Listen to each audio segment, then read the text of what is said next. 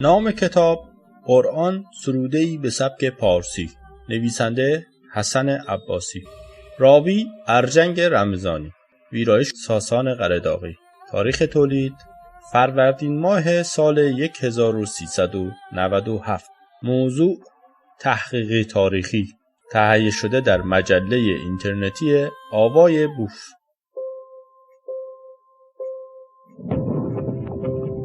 avayaboof.com. پیشگفتار. خواننده عزیز، درود خدا بر تو باد. درود خدا بدین خاطر که بسیاری را گمان بر آن است که اگر ما قلمی انتقادی داریم، یعنی که خدا را هم نمی‌شناسیم، که این فکری باطل است. زیرا انسان بی شناخت خدا هرگز نمی‌تواند این گونه گستاخ و شجاع و نوپرداز و خلاق باشد. آنچه پیش روی شماست نتیجه 17 سال پژوهش و کنکاش می باشد.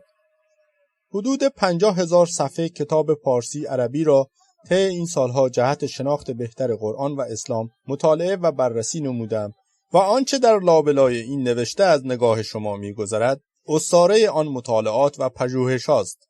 می بایست تأکید کنم که تمامی منابعی که مورد استفاده قرار گرفته است پارسی یا عربی بوده است و هیچ کجا سندی و سخنی از علما و نویسندگان غیر اسلامی و غیر پارسی نقل نکردم و اکثر منابع مورد تایید علمای اسلامی به ویژه شیعی بوده است، چون قرآن پیامبر اسلام، نهج البلاغه علی، قرآن الهی قمشه‌ای، قرآن عبدالمحمد آیتی، تفسیر نوین استاد محمد تقی شریعتی، تاریخ الکبیر طبری، الاتقان فی القرآن الکریم، الفهرست ابن الندیم، توضیح الملل شهرستانی، صحاح بخاری، تاریخ ابن هشام، ابن اسیر، تفسیر مجمع البیان، آثار سهروردی، آثار عین الغزات همدانی، رسائل و شفاع ابو علی سینا، اصول کافی شیخ کلینی، بهارالانوار مجلسی، پرتویی از قرآن طالقانی، فلسفه اسلامی، تاریخ ادبیات عربی و غیره. باری ای عزیز، به درستی آگاهم که انتشار این کتاب شورشی به پا خواهد نمود، چنانچه در پی چاپ اول و دوم شورش به پا نمود و بسیاری از باورها و تعصبات را خواهد لرزاند که به درستی لرزاند و گواه تحولات عمیق فکری در میان هموطنانمان در سراسر جهان بودیم و غیره. اما تنها خواهشی که از توی مهربان و از آنان که از این کتاب خواهند شنید و بدون اینکه آن را بخوانند و ببینند داوری ها خواهند کرد دارم. این است که بخوانید، اندیشه کنید و قبل از هر داوری و سخنی صفحه این نوشته را با تأمل بررسی کنید و بدانیم که باور اگر با دانش و علم باشد به مراتب بازدهی و کارکردش بسیار قوی‌تر و سودمندتر خواهد بود تا باوری که کورکورانه و وراثتی و تقلیدی باشد و بی تحقیق و پژوهش از پدر به پسر رسیده باشد و از طرفی اگر خود فرصت و مجال تحقیق و بررسی مسائل دینی، تاریخی و فلسفی نداریم، از تلاش و زحمت دیگران که شبها را در این پژوهش‌ها به سپیده بردند بهره ببریم.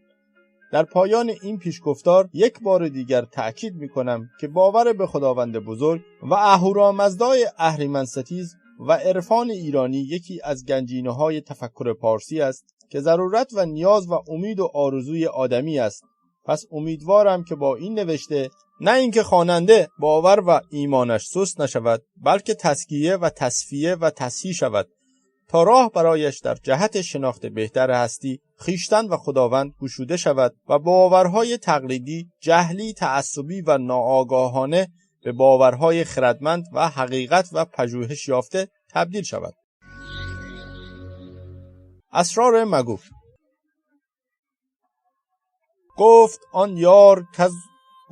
آن یار کزو گشت سر دار بلند، جرمش این بود که اسرار هویدا می کرد. در تاریخ نام بسیاری از انسانها که در پی کشف اسرار مگو به افشای آن پرداخته و با تزکیه بر خرد و دانش پرده از اسرار برداشتند و سر خیش بر باد دادند می درخشد. هرچند که تعداد این درخشش‌ها بسیار کم است و شاید در هر 100 سال و یا بیشتر یک نفر چنین گستاخ پیدا شود تا پرده از اسرار مگو بگشاید و رازهای مگو را بازگو کند. امروز رازها و اسرار مگو به منافع استعمار نوین به طرز مرموزی پیوسته گشته است، به ویژه اینکه استعمار انواع بسیاری هم یافته است و استعمار کهنه انگلیس و روس و غیره امروز بسیار گسترده تر شده است، از جمله بازار اروپای نیمه متحد و رقابت‌های داخلی آنها، آمریکا، روس و چین و ژاپن و به ویژه اسرائیل که امروزه نقش تعیین کننده‌ای در سیاست جهانی داشته و رقابت اسرائیل در بازار جهانی میان دو حزب لیکود و کارگر موجود است که این رقابت در درگیری‌های نظامی، تصفیه‌ای، سیاسی، اقتصادی جهان به ویژه منطقه خاورمیانه بی تأثیر نیست.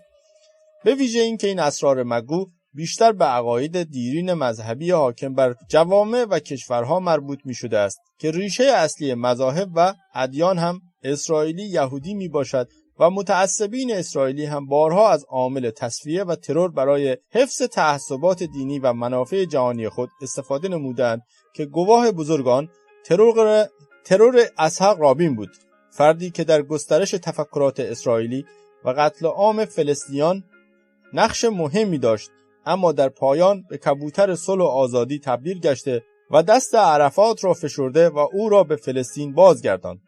این مسئله بسیار حساس و دقیق است که اگر فرقه‌ای نتواند در داخل خود یک مخالف را تحمل کند، به مراتب در دیگر کشورها و سرزمین‌ها هم نخواهد توانست تفکر انتقادی را بپذیرد.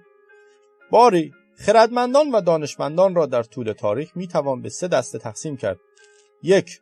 آنان که در پی کشف حقایق، به ویژه حقایق دینی و رازهای پیامبران و متفکران، شهامت افشا و پرده‌دری را نداشته و چون موشی به گوشه‌ای خزیده و با همیاری دیگر صاحبان قدرت به گونه‌ای به تحمیق جامعه ادامه داده و میدهند، ولی هر از چندی چکیده‌هایی از اسرار مگو را به شاگردان نزدیک خود به شرط اینکه برای عوام بازگویی نکنند منتقل نمودند. به عنوان نمونه میتوان از دانشمند بزرگ پارسی ابو علی سینا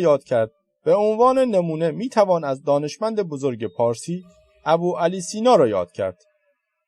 2. دسته دوم آنانند که پس از پی بردن به حقایق تاریخی جبهه خصمانه گرفته و به گونه‌ای با مسائل برخورد تند و حساب نشده‌ای انجام دادند که متاسفانه پیامشان در اقیانوس جهل توده‌های ناآگاه گم گشته است و خود آنان را نیز حاصلی پدید نیامده است و علی‌رغم اینکه در کار و کردارشان صداقت داشته و هدفشان روشن نمودن افکار مردم بوده است، اما شیوه برخوردشان چون خیلی تند و بی مقدمه بوده است نتیجه مطلوبی نداشتند. از دانشمندان و خردمندانی که سعی در بیداری مردم و افشای جهل آفرینان داشتند اما تندرو و شتاب زده عمل نمودند میتوان از خردمند بزرگ پارسی شادروان احمد کسروی یاد کرد. کو محرم راز تا بگویم یک دم، کز اول کار خود چه بوده است آدم. 3. گروه خردمندان و دانشپژوهشانی هستند که در پی کشف حقایق هستی و ادیان و مذاهب پرده از اسرار مگو بر میکشند، اما با شیوه و متدی ویژه، یعنی در سنگر تفکر سنتی حاکم بر جامعه میمانند، اما آرام آرام و با استفاده از هنر شعر و روایت تاریخ و غیره پرده دری نموده و حقایق هستی را بیان میکنند. این گونه خردمندان در تاریخ بیش از همه قربانی تلاش و سعی خویش گشتند و اکثرا سر خود را به باد دادند. منظور و مقصود ما نیز همین دسته سوم است و شیوه هایی که هر یک در جهت بیان راستی و درستی به کار گرفتند. البته با ماندن در سنگر تفکر حاکم بر جامعه از این دسته و گروه میتوان نامهای بسیاری برشمرد، از ابن مقفع و قیام شعوبیه و اخوان الصفا گرفته تا قرامته و ناصر خسرو قبادیانی، حسن صباح، حلاج، مولانا، فردوسی، حافظ، خیام، عین الغزات، سهروردی. هر یک از این خردمندان و گروه‌ها شیوه‌ها و سبک خاصی را برای افشای اسرار مگو برگزیدند.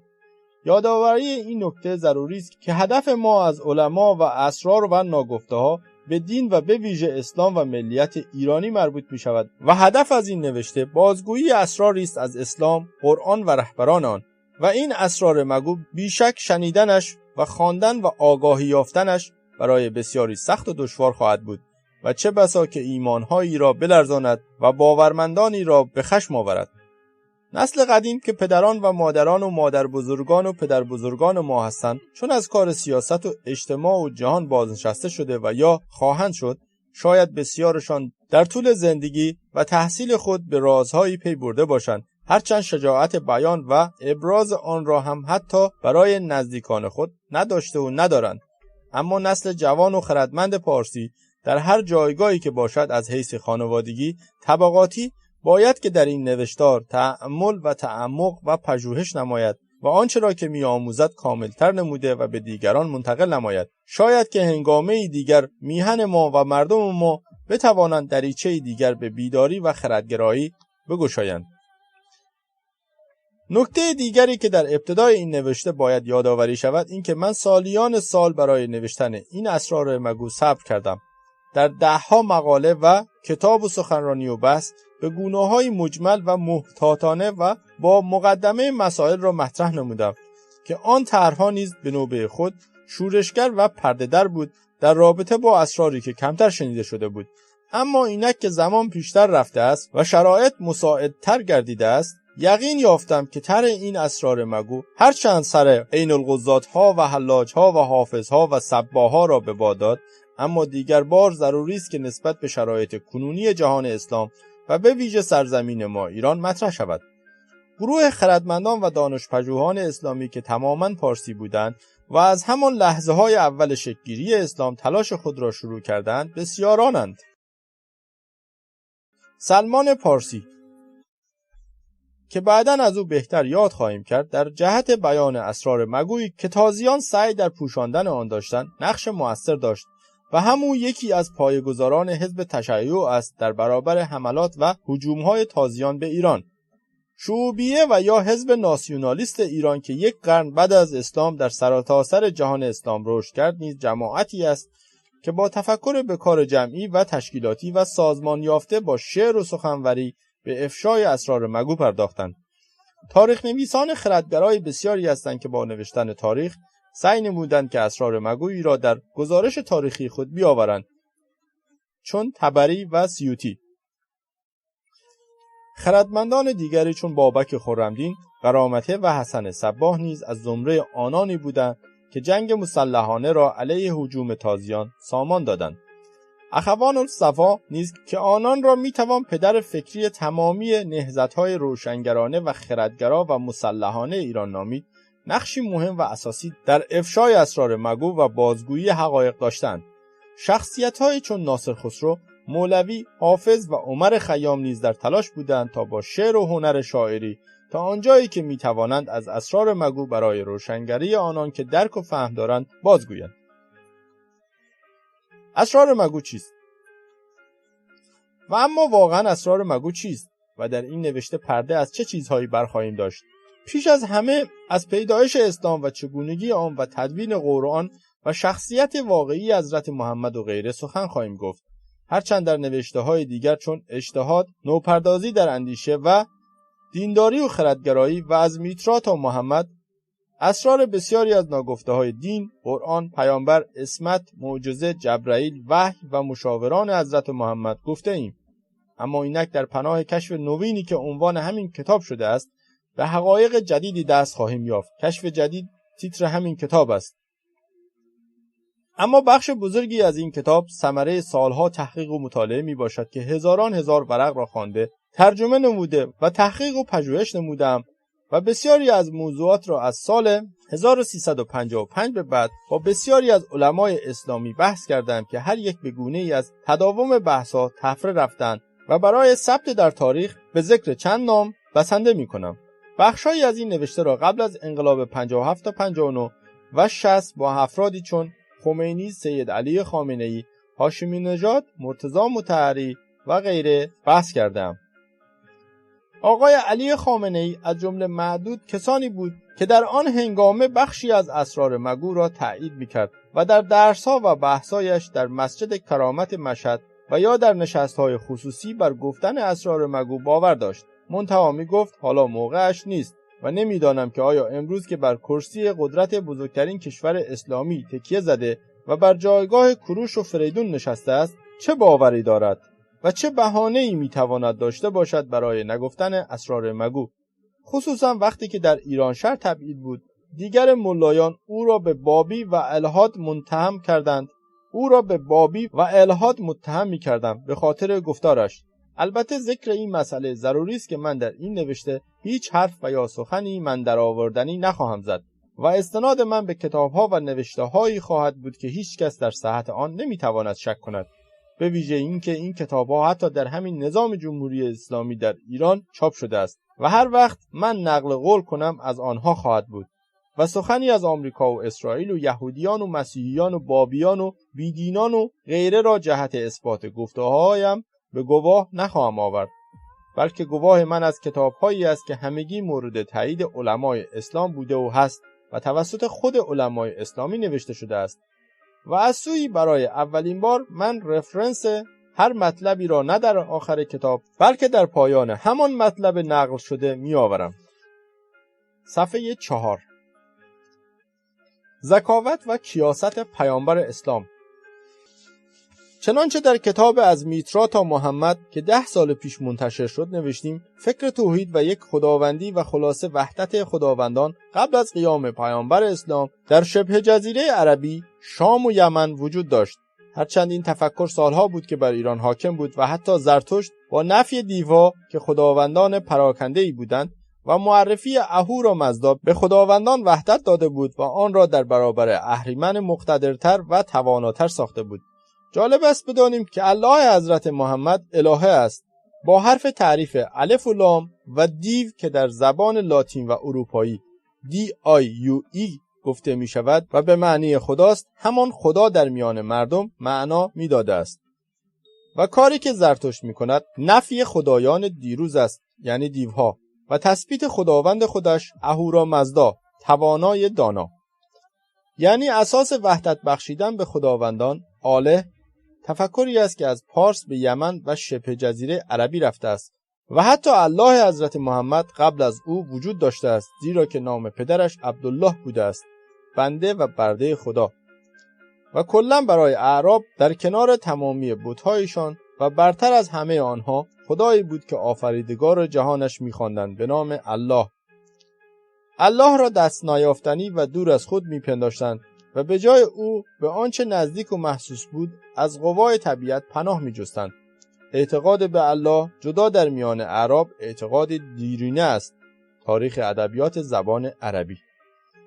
اما پیامبر اسلام با ذکاوت و کیاست و کمک آنچه خواهیم گفت و برخواهیم شمرد توانست رهبری انقلاب توحیدی زمان خودش را که اساس آن تقلید از پارس بود را به دست بگیرد.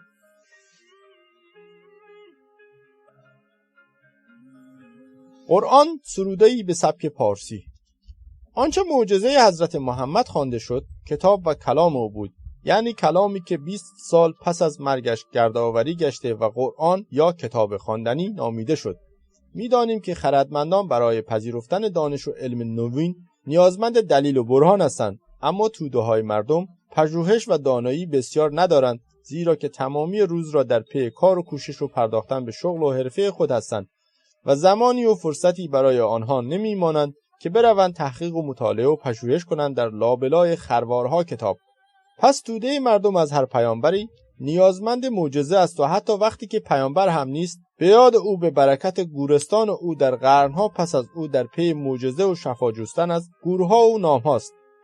پس یک پیامبر زیرک و دانا قبل از هر چیز باید که معجزه‌ای بنمایاند و چنانچه می‌دانیم معجزه پیامبر اسلام کلام اوست که به نام کلام وحی و قرآن مشهور است. کلام حضرت محمد یعنی قرآن به ویژه آیات مکی به سبک و شیوهی سروده شده که در تاریخ شعر تازی و سخنوری تازیان بی‌نظیر بوده است. در آن دوران یا قصیده یا غزل یا رباعی و غیره بوده است که همواره دارای وزن بوده است، اما شعر پارسی چنانچه از گادهای زرتشت برمی‌آید بی‌قافیه اما زیبا بوده است، مثلا چون شعرهای نو این روزها.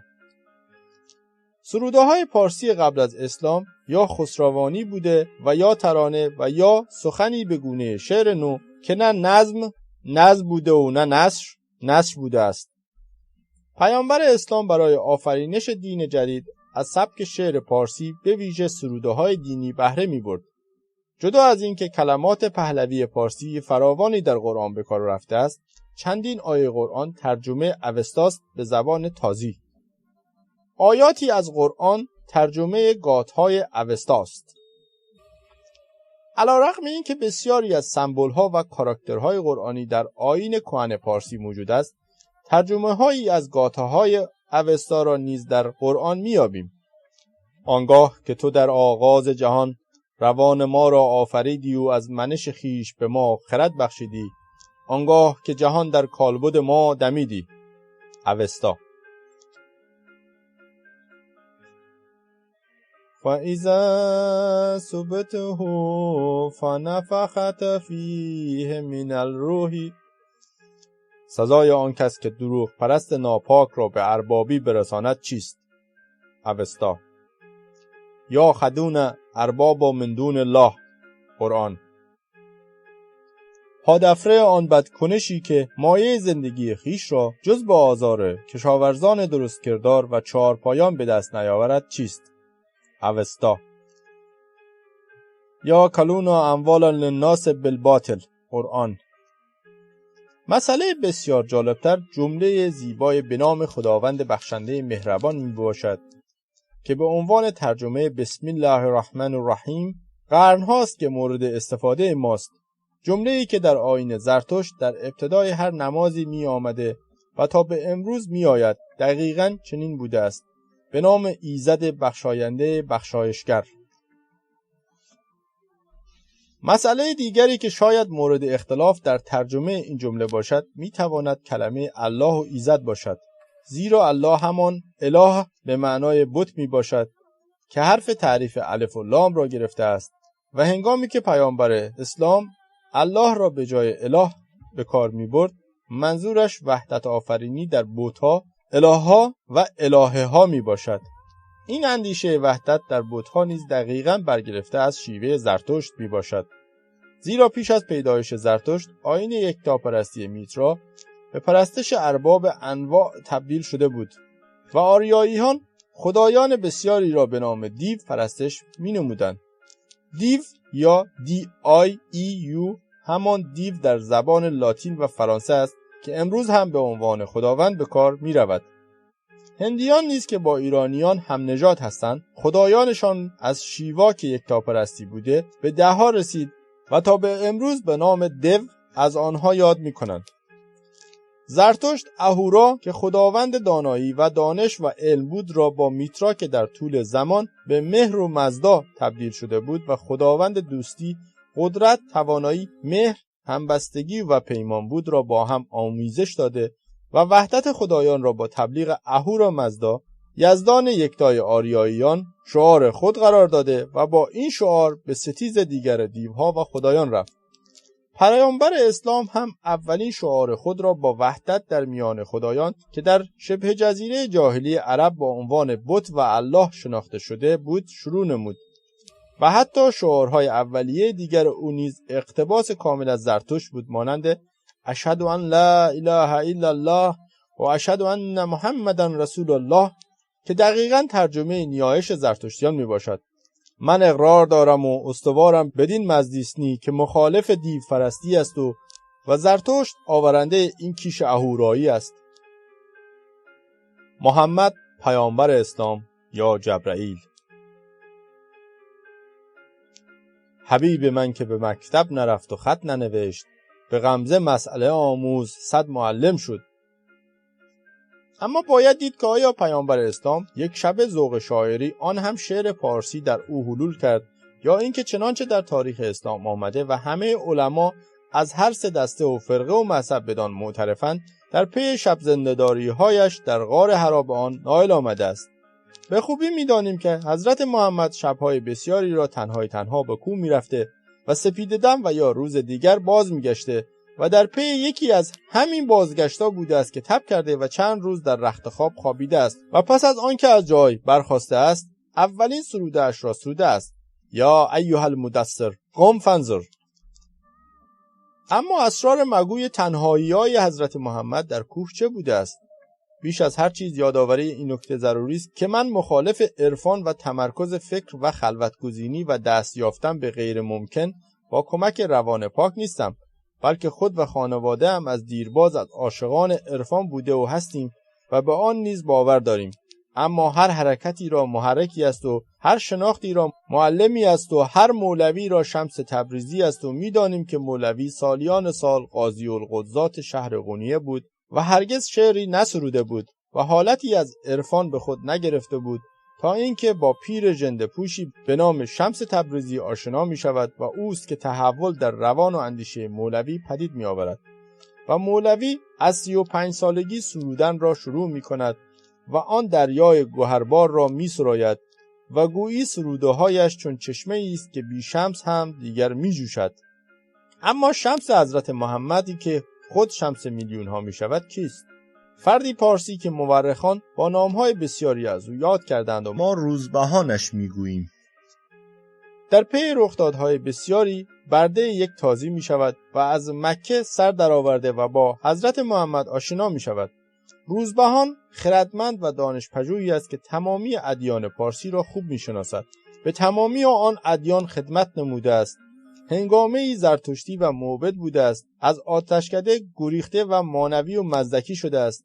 پس از قتل عام مزدکیان در ایران، او که یکی از رهبران فکری مزدکیان بوده است، از ایران گریخته و به کلیسا و مسیحیت پناه برده است و پس از چندی در شام و یا عراق قربانی جنگی شده و به تزویر یک یهودی یا یک تازی اسیر جنگی شده است.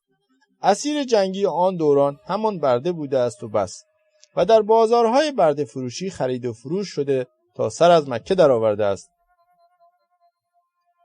روزبهان در مکه یکی از قدیمی ترین بردگان بوده است و کارش نه گلکشی و شتربانی برای ارباب که نگاشتن و ترجمه و تدریس بوده است و در همین کلاس‌های درس است که با محمد آشنا می شود. روزبهان تاریخ و اوضاع سیاسی زمان خود را خوب می شناسد. می داند که در ایران در پی قتل عام‌های داخلی اساس قدرت شاه سست است. تازیان را می بیند که قریشیان در جنگ قبایلی و رقابت کعبه داری و نشاندن بت‌ها در چپ و راست و پشت روی کعبه رو به نابودی می روند.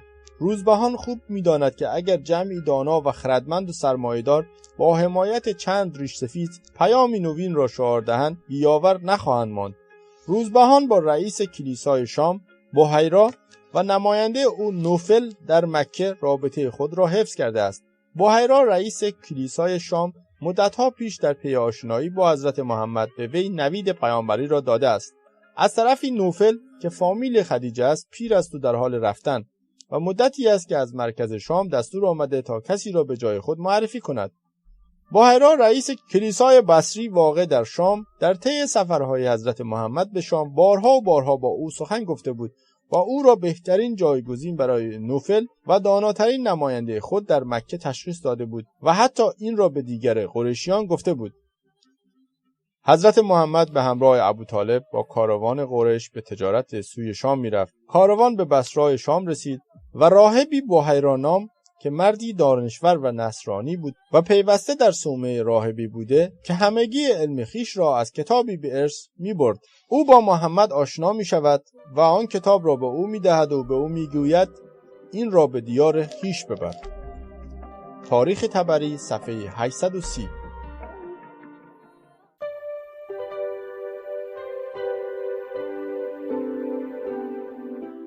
نام کتاب قرآن سروده‌ای به سبک پارسی. بخش دوم. نویسنده حسن عباسی. راوی ارجنگ رمضانی. ویرایش ساسان قله‌داغی. تاریخ تولید فروردین ماه سال 1397. تعداد صفحات 28 صفحه. موضوع تحقیقی تاریخی. تهیه شده در مجله اینترنتی آوای بوف. avayaboof.wordpress.com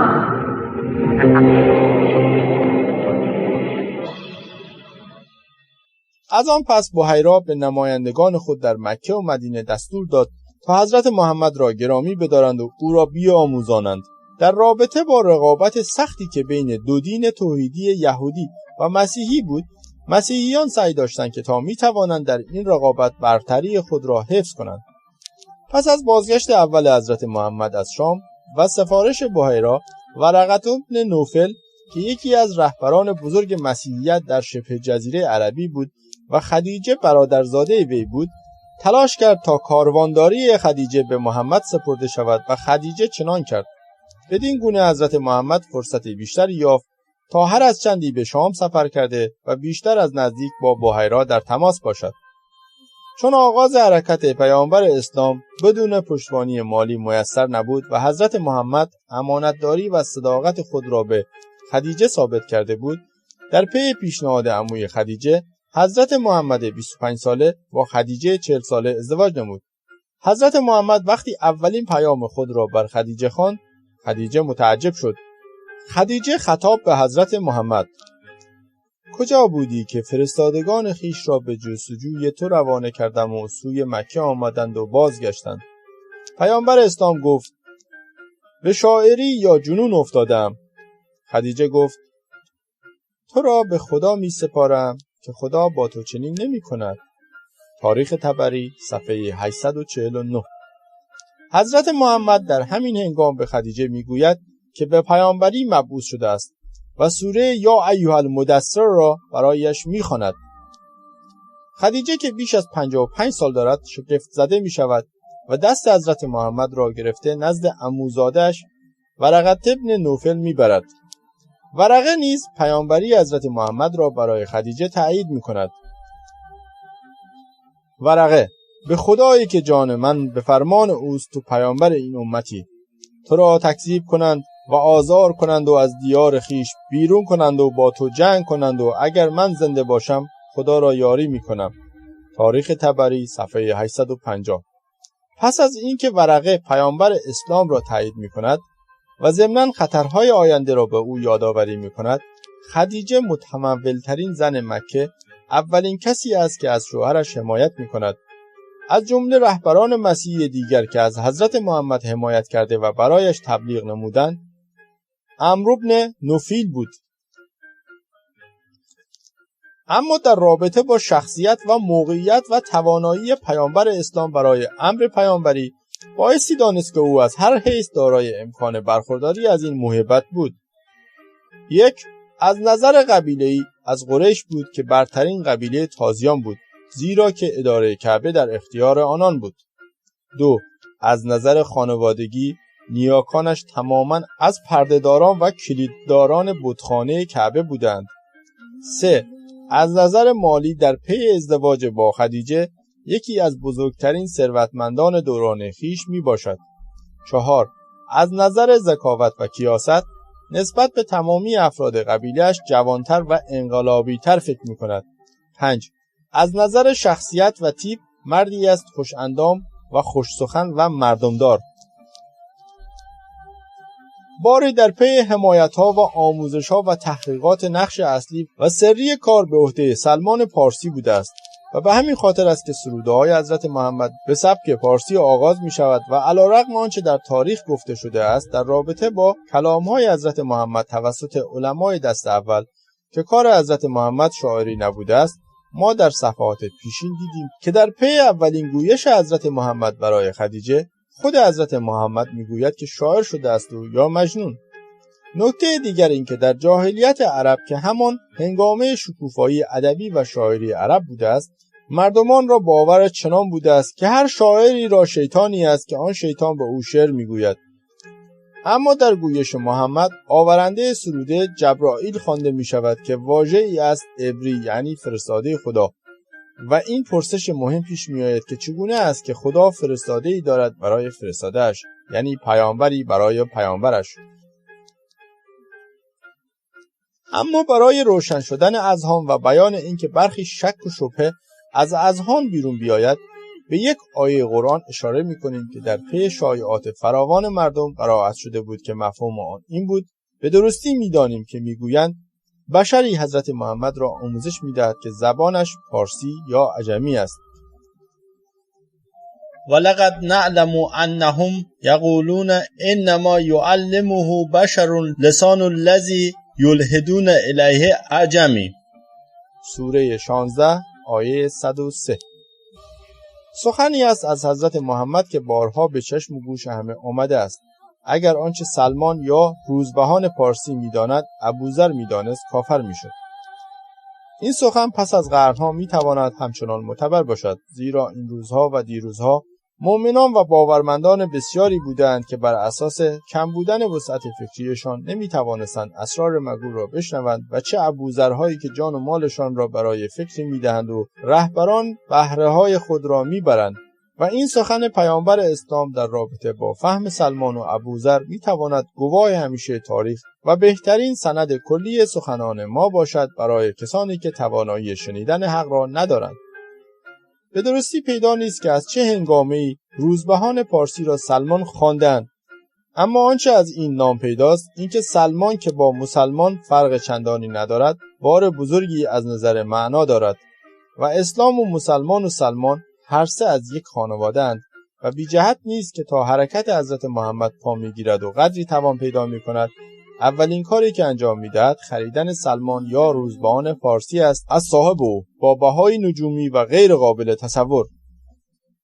سلمان از بردگی به بهای 360 نهال نخل و 40 اوقیه طلا باز خریده شد و برای پرداخت این فدیه همکیشان جدیدش با یکدیگر شرکت کردند و این گونه است که سروده‌های حضرت محمد با آن زیبایی جاودانه شروع می شود که هیچ شباهتی نه به قصیده دارد و نه غزل است و نه رباعی و نه غیره. آنچنان کلمات زیبا و شگفت انگیز است و با کلمات کوتاه معانی بزرگ و بسیاری مفهوم می شود که بسیاری از شخصیت‌های بزرگ قریش فقط با شنیدن کلام حضرت محمد اسلام می‌آورند و سخن حضرت محمد می شود معجزه پیامبری او. بدین سان چون کلام پیامبر اسلام با آنچه در جاهلی مرسوم بود متفاوت بود، معجزه تلقی شد. حضرت محمد کتابش را به نامی خواند مخالف نام‌هایی که عرب بر سخنان خود می‌نهاد. تمام کتابش را قرآن نامید، چنانکه عرب مجموع کتاب خود را دیوان می‌خواند و قسمتی از آن را سوره نامید، چنانکه تازیان قصیده می‌گفتند و بخشی از آن را آیه خواند به جای بیت و آخرش را فاصله داد مانند قافیه. الاتقان صفحه 180. صفحه 7. اولین جبرائیل که بود؟ بیشک در پی بررسی و مطالعات دقیق تاریخ و بر اساس سخن خود قرآن، سوره 16 آیه 103 که در صفحات قبل آمد، اولین کسی که سرودن به سبک پارسی اما به زبان عربی را به حضرت محمد آموخت، روزبهان پارسی بود که بعداً نام سلمان را به خود گرفت. در هنگامه جاهلیت رسم بر آن بود که افراد مؤمن و معتقد و آنان که ضمیری پاک داشتند به مدت 1 ماه در سال در غار حرا بس می‌نشستند و در این هنگامه بسیاری از بردگان و توحیدستان هم در کنار متولین و ثروتمندان در غار دیده می‌شدند. و بیشک در همین هنگامه‌های 1 ماه در سال بوده است که روزبهان سرودن به سبک پارسی را به محمد پیامبر اسلام آموخته است. پیامبر هر سال 1 ماه در حرا به عبادت می‌نشست و این جزو رسوم قریش بود که در جاهلیت داشتند و در آن ماه که در حرا بود هر کس از مستمندان و بردگان پیش وی میرفت به او طعام میداد و چون ماه به سر میرسید سوی کعبه میرفت و پس از طواف کعبه که در آن زمان بتخانه بود به خانه باز میگشت. تاریخ طبری صفحه 848. در همین شب زنده‌داری‌های حرا سلمان دانش‌های بسیاری را به حضرت محمد منتقل می‌کرده است. بدین رو در تاریخ اسلام و قرآن نشانه‌های بارزی از اندیشه‌های پارسی سلمان به چشم می‌خورد، از جمله تایید دین مزدایی پارسی در قرآن و هرچند ادیان پارسی و مزدایی دین ابراهیمی نبوده است و از تفکرات سامی و تازی به دور بوده است، اما با تایید دین پارسی در قرآن اولا از قتل عام بیش از حد پارسیان جلوگیری شد، ثانیاً آیین پارسی توانست زنده بماند و آیین ستاره پرستی نیز در کنار ادیان اسلام، مسیحی، یهودی و زرتشتی تایید شده قرآن است. ان الذين آمنوا والذين هادوا والصائبین والنصاری والمجوس، آنان که ایمان آوردند و کسانی که به یهود گرویدند و صائبین و مسیحیان و زرتشتیان. و بارها پیامبر اسلام گفته بود که سلمان از خانواده ما و از ماست، یعنی همیشه حساب او را از دیگران جدا می‌کرد و قدر و منزلتی خاص برایش قائل بود. چنانچه خلفا نیز همواره وی را مورد مشورت قرار می‌دادند. اما در پی هجوم بیرحمانه تازیان به ایران، سلمان از قدرت سیاسی اسلام کناره‌گیری کرده و در تیسفون و مدائن منزوی شد و حرکت انقلابی تشیع علوی را در برابر اسلام اموی سازمان داد. قبلا در نوشته‌های دیگر از تأثیرات عمیق آیین پارسی در اسلام سخن گفته‌ایم و در جاهایی در قرآن نیز به وضوح می‌بینیم که آموزش یافتن پیامبر اسلام توسط دیگران بر سر زبانها بوده و حتی در خود قرآن آمده است. و لیقولوا، درست آیه 105 سوره انعام، میگویند که اینها را درس خواندید. کعبه قبل از اسلام بتخانه اعراب بود. به خوبی می‌دانیم که کعبه جایگاه بت‌های اعراب بود و هنگامی که اعراب طواف کعبه می‌کردند برای شفاعت‌جویی از بت‌ها بود. نخستین کسی که در آن خانه یعنی کعبه بت‌ها را نهاد عمرو بن لحی بود. پس از آنکه سرور قوم خود شد به شهر بلقا رفت و مردمی را دید که بت‌ها را می‌پرستیدند. بتی از بت‌های ایشان را خواست، به او هبل را دادند، به مکه آورد و در کعبه جای داد و با آصاف و نائله به شکل زن و شوهر بودند و مردم را به ستایش و نیایش آنها دعوت کرد. توضیح الملل صفحه 375. کعبه بتخانه اکثر اعراب شبه جزیره بود که هر قومی بتی در داخل و یا در بیرون آن برای پرستش نهاده بود. لات را قبیله ثقیف که در طائف ساکن بودند پرستش می‌کردند و عزا را قریش و منات را قبیله اوس و خزرج و غسان و هبل که اعظم بتان بود و در ظهر کعبه جای آن را مقرر داشتند. توضیح الملل صفحه 386. یادآوری دو نکته ضروری است. اول اینکه هبل چون بزرگترین بت کعبه بود بر تمامی بت‌های دیگر از نظر هیکل و تاریخ تقدم داشت، به نام الله نیز خوانده میشد و از سوی پدر حضرت محمد که پردهدار کعبه بود نامش عبدالله بود، یعنی برده خدا، که الله مساوی است با اله یعنی خدا که حرف تعریف الف و لام میگیرد و مشخص میشود الله. و به روایتی میتوان گفت که عبدالله پدر حضرت محمد جانش را مدیون هبل بت بزرگ بوده است، زیرا که در هنگام جاهلیت که تازیان در وحشیگری غوطه‌ور بودند هر از چندی حیوانی را به پای بتان قربانی می‌کردند و گهگاهی فرزندان خویش را. عبدالمطلب پدر بزرگ حضرت محمد نذر کرده که اگر 10 پسر آرد یکی از آنان را سر ببرد و چون 10 پسر آورد میانشان قرعه زد که کدام را سر ببرد و قرعه به نام عبدالله پدر حضرت محمد درآمد. دست عبدالله را بگرفت و سوی اصاف و نائله رفت که او را سر ببرد و این دو بت قریش بود که قربانیان خود را نزد آن سر می‌بریدند و قریشیان از جایگاه‌های خود برخاستند و گفتند ای عبدالمطلب چه خواهی کرد؟ گفت او را سر می‌برم.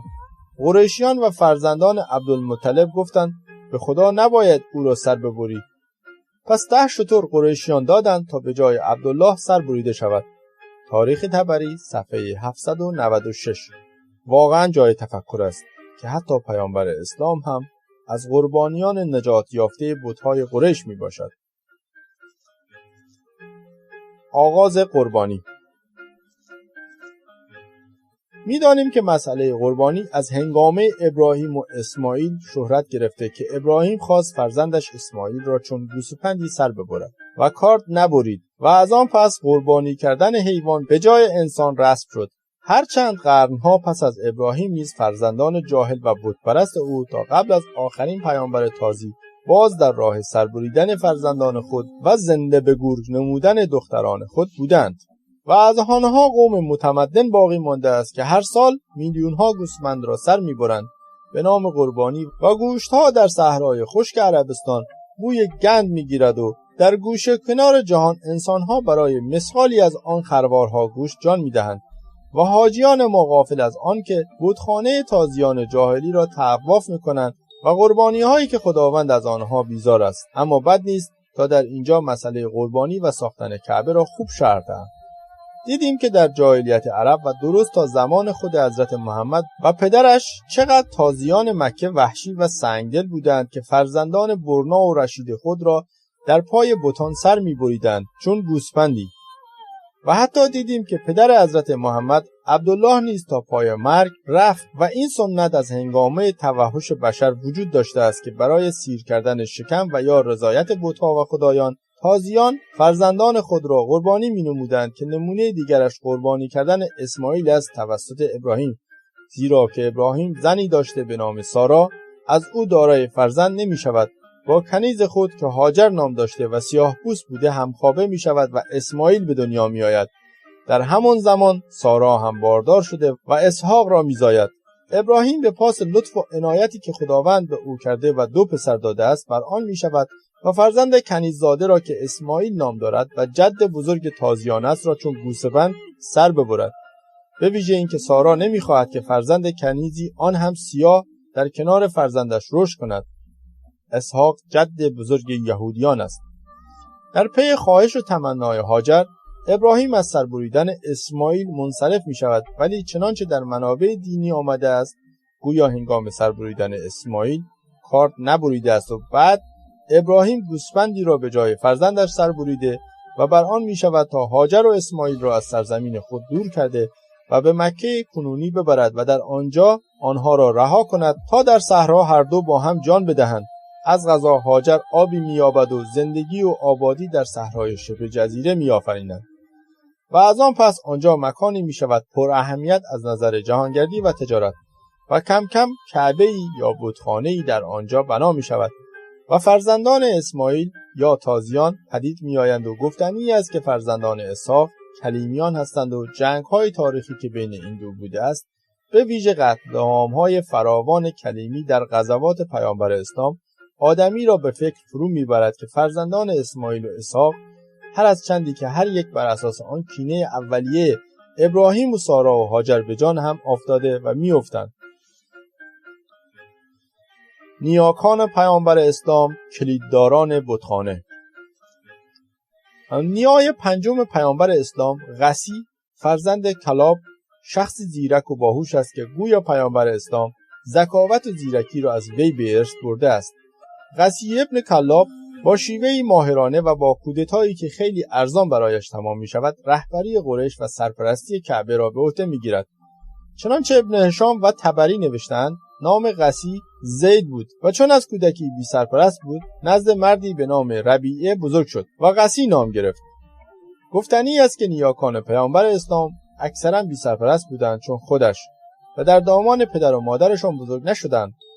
فرزند قسی نیز که عبد مناف بود چون فرزندان خودش هاشم، عبدالمطلب، عبدالله و محمد پیامبر اسلام همگی در دامان دیگران رشد یافته بودند و از محیط خانواده و دامان پدر و مادر دور بودند. نیای پیامبر کعبه را به مشکی شراب خریده بود. و اما قسی نیای 5 پیامبر اسلام چگونه سرپرستی کعبه را به عهده گرفت؟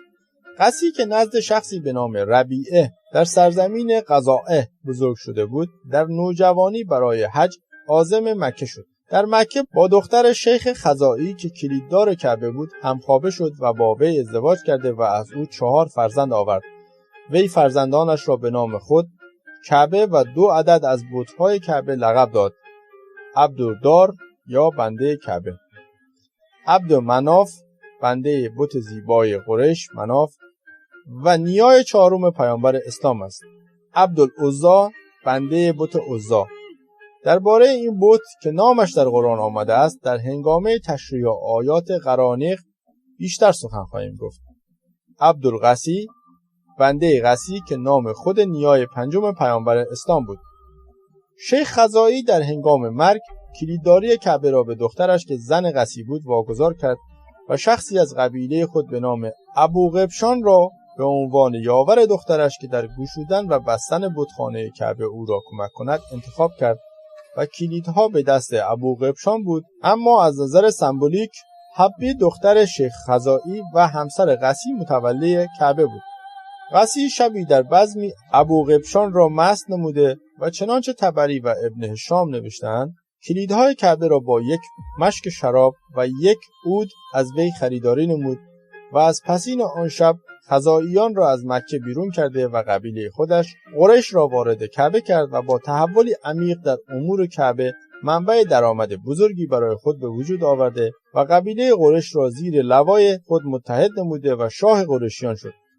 قسی با مردان قریش بنی کنانه سخن کرد که خزاعه و بنی بکر را از مکه بیرون کنند و چون سخن وی را پذیرفتند و پیمان نهادند به برادری مادری خود که در دیار غزاعه بود نوشت و از او کمک خواست و رزاح مردم غزاعه را که در فاصله دوری از مکه زندگی می‌کردند به یاری برادر خویش خواند و آنها نیز دعوت وی را اجابت کردند. قسی عهدهدار امور خانه مکه شد و قوم خویش را از همه جا به مکه فراهم آورد و فرمانروای قوم شد و غیره. شاهی به دست آورد و قومش اطاعت وی کردند و پردهداری و سقایت و رفادت و ندوه و لوا از او بود و همه شرف مکه نصیب وی شد. تاریخ الکبیر صفحات 809 تا 810. و جالب این است که پیامبر اسلام پس از 4 نسل برآن می شود تا با شیوه جدید چون نیای پنجم خود عمل کرده و زعامت و رهبری قوم خویش را به دست بگیرد، زیرا که در پی قسی فرزندان وی عهدهدار کار پدر شدند، اما جاه طلبی و قدرت طلبی آنها موجب بروز جنگ‌های فراوانی بین خودشان میشد و حتی جنگ‌های تازیان با خود بعد از اسلام و درگیری‌های قومی همه نشأت یافته از جاه طلبی‌های نیاکان آنان است، زیرا بنی هاشم که حضرت محمد از آنان است. اما امروز پس از اسلام میلیون‌ها مسلمان از سراسر دنیا برای طواف کعبه به نام الله میلیاردها دلار به صندوق عربستان سعودی می‌ریزند و در روزگاران قدیم نیز چون امروز کعبه بتخانه‌ای بوده است که درآمد هنگفتی را برای متولیان آن می‌آورده است. صفحه 9. حج می توانست کنگره پیام وحدت مسلمین باشد. بیشک چون پیامبر اسلام از ذکاوت خاصی برخوردار بود، اکثر قوانین و برنامه‌هایی را که پیاده کرد هدف تشکیلاتی، سیاسی و سازماندهی داشت، اما متاسفانه در طول تاریخ به انحراف کشیده شد. همین مسئله حج امروزه می توانست به یک کنگره سالانه مسلمانان جهان تبدیل شود که از این طریق بتوانند یک همبستگی جهانی اسلامی پدید بیاورند و بر دنیا حاکم شوند. اما هیهات که حج امروز چیزی کمتر از یک سفر بیمورد و غیره نیست و حتی نماز جمعه می توانست بهترین تریبون تشکیلاتی حزبی مسلمین باشد، همچنان که تمامی احزاب هر چند روز یک بار تشکیل جلسه داخلی داده و در سال یک بار طی برگزاری کنگره‌ای که هدف حضرت محمد از حج کنگره جهانی بوده است، نیروهای خود را سازمان می‌دهند.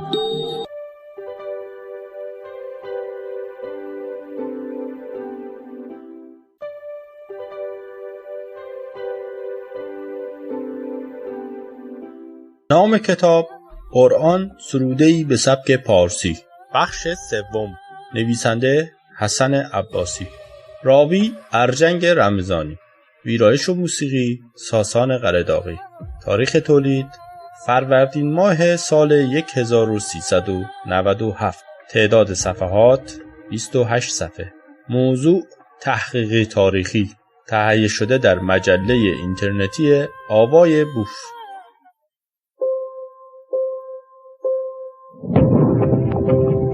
avayaboof.com.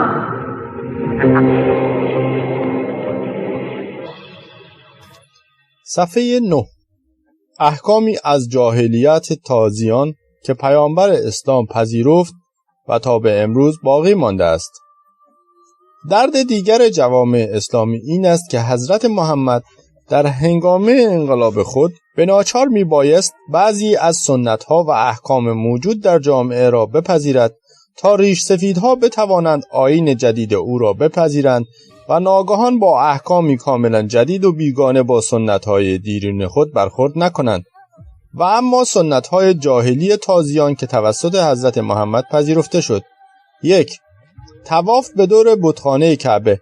هرچند پس از اسلام بت‌ها را دور ریختند، ولی اساساً مکان برای جا دادن بت‌ها بود و در ابتدا محمد بیت المقدس را به عنوان قبله انتخاب نموده بود، اما پس از درگیری شدیدش با یهودیان و نزدیکی بیشتر با قوم خودش کعبه را جایگزین بیت المقدس کرد. 2. مراسم و مناسک حج تماماً اقتباس از جاهلیت عرب است و در هنگامه‌ای که کعبه مکان بت‌ها بود، تازیان از هر سو به سوی مکه می آمدند برای ادای حج و نیز حج و عمره هم از سنت‌های جاهلی عرب بود. 3. رسم 3 طلاقه کردن زن نیز از رسومات جاهلی تازیان بود. 4. ماه‌های محرم و صفر ماه‌های حرام بود که در آن جنگ و ستیز نمی‌کردند. 5. نماز به مرده خواندن. 6. کفنپوشی مردگان. 7. غسل مرده. 9. غسل جنابت. 10. دست دزدان و راهزنان را نیز ملوک حیره و یمن می‌بریدند. 10. دار زدن نیز از سنت‌های جاهلی تازیان بود. نقل به اختصار از توضیح الملل از صفحه 407 تا 416. گفتار یاران پیامبر اسلام که آیات قرآنی شد.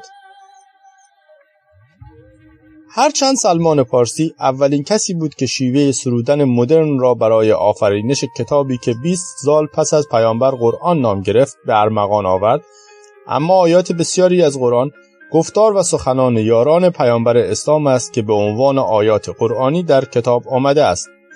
چون عمر، امام علی و حمزه که از شخصیت‌های متفکر، جنگاور و برجسته تازی به شمار می‌رفتند. جلال الدین عبدالرحمن سیوطی در اتقان فی العلوم القرآن می‌نویسد: رسول الله فرمود خداوند حق را بر دل و زبان عمر قرار داد. عمر فکری به نظرش می‌رسید، پس قرآن به همان نحو نازل می‌شد.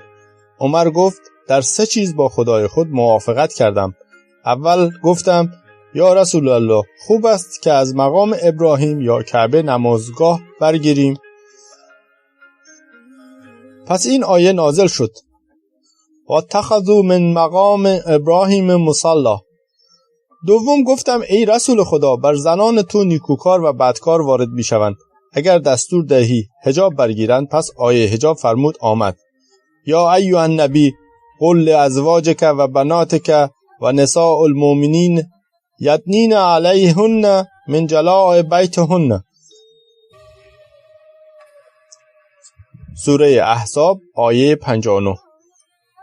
سوم، زنان پیامبر به هم حسادت ورزیدند. به آنها گفتم چه بسا اگر خداوند شما را طلاق دهد، به جای آن همسرانی بهتر از شما قسمت او گرداند.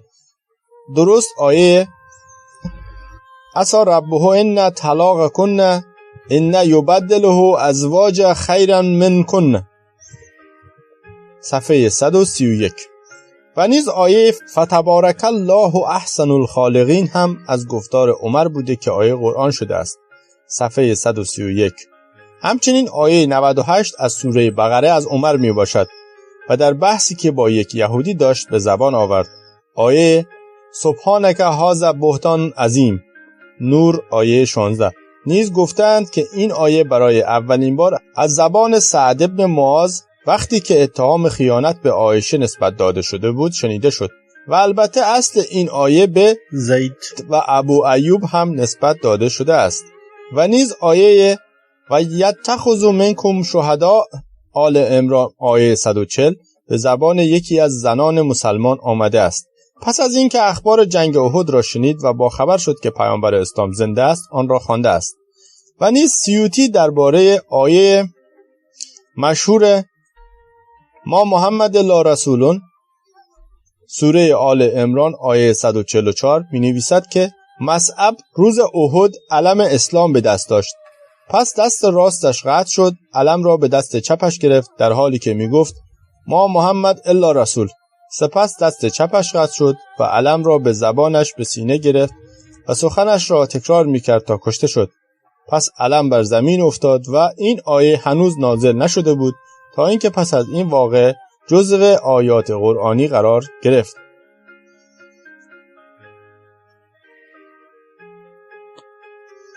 چگونه کتاب پیامبر اسلام گردآوری و قرآن نام گرفت؟ چنانچه در صحیح بخاری آمده است ابوبکر هنگام جنگ یمامه زید بن ثابت یکی از منشیان حضرت محمد را فراخواند. عمر هم حضور داشت و گفت در جنگ‌ها کشتار کسانی که قرآن را حفظ بودند شدت یافته و من بیم آن را دارم که این کشتار ادامه پیدا کنم، در نتیجه قسمت زیادی از قرآن از بین برود. به نظر من تو به جمع کردن قرآن اقدام کن. زید به عمر میگوید چگونه من کاری کنم که خود پیامبر نکرده است؟ در تاریخ آمده است که 5 نفر در میان یاران پیامبر اسلام بودند که در به حفظ آیات و سروده‌های پیامبر اسلام آنان را بر روی پوست‌هایی می‌نوشتند. این 5 نفر عبارتند از 1. امام علی، 2. زید بن ثابت، 3. ابی ابن کعب، 4. معاذ ابن جبل، 5. عبدالله ابن مسعود. باری زبد ابن ثابت در هنگامه ابوبکر برای گردآوری قرآن قانع نمی شود و برای دریافت قرائت صحیح آن جویای کسی می شوند که آن را حفظ کرده بود. به عمر خبر می دهند که آن شخص در جنگ یمامه کشته شده است. از آن پس عمر بر آن می شود که حتما قرآن را جمع‌آوری کند. المصاحف. اما اولین کسی که پس از مرگ پیامبر اسلام به فکر گردآوری قرآن می افتد شخص امام علی است. در هنگامه بیعت با ابوبکر امام علی در خانه‌اش نشست. پس به ابوبکر گفته شد که او بیعت با تو را کراهت داشت. پس ابوبکر در پی او فرستاد و گفت آیا بیعت مرا کراهت داشتی؟ گفت نه به خدا. گفت پس چه باعث شد که از ما کناره گرفتی؟ امام علی گفت دیدم ممکن است در کتاب خدا افزوده شود. پس با خود گفتم که ردایم را جز برای نماز نپوشم تا اینکه آن را گرد آورم. الاتقان صفحه 203. چنانچه امام علی اشاره می کند و بیم افزودن به قرآن را داشته، در صفحات بعدی خواهیم دید که چگونه خلفا به ویژه عثمان سعی می کند کتابی را به عنوان قرآن به ثبت برساند که با آنچه دیگر منشیان و یاران پیامبر اسلام گرد آورده اند کاملا متفاوت بوده است. این مسئله و گشودن اسرار مگو درباره قرآن شاید که خیلی‌ها را به هیجان بیاورد. اما من از خواننده عزیز که سالیان سال با عشق و ایمان و علاقه و قداستی خاص به قرآن نگریسته است می‌خواهم که حق شنو و حق پذیر باشند و از شنیدن و یا خواندن حقایق تاریخی کینه و تعصبی به خود راه ندهند. من در پی مطالعه هزاران صفحه از معتبرترین کتب اسلامی این مختصر کلام را برای روشن شدن مسائل تاریخی درآوردم و چه خوب است که همه ما آستین بالا زده و به مطالعه و پژوهش بپردازیم و یا اگر قادر به مطالعه نیستیم از تجربیات و مطالعات و پژوهش‌های دیگران بهره ببریم و این بیشک ایمان‌های پاک را از صافی می‌گذراند و به آدمی تزکیه نفس می‌دهد تا انسان دریابد که مطلق و کامل و تمام در هستی فقط خداوند و ایزد بزرگ و اهورامزدا است. 30 سال پس از هجرت و 43 سال پس از اولین آیه قرآن گردآوری می شود.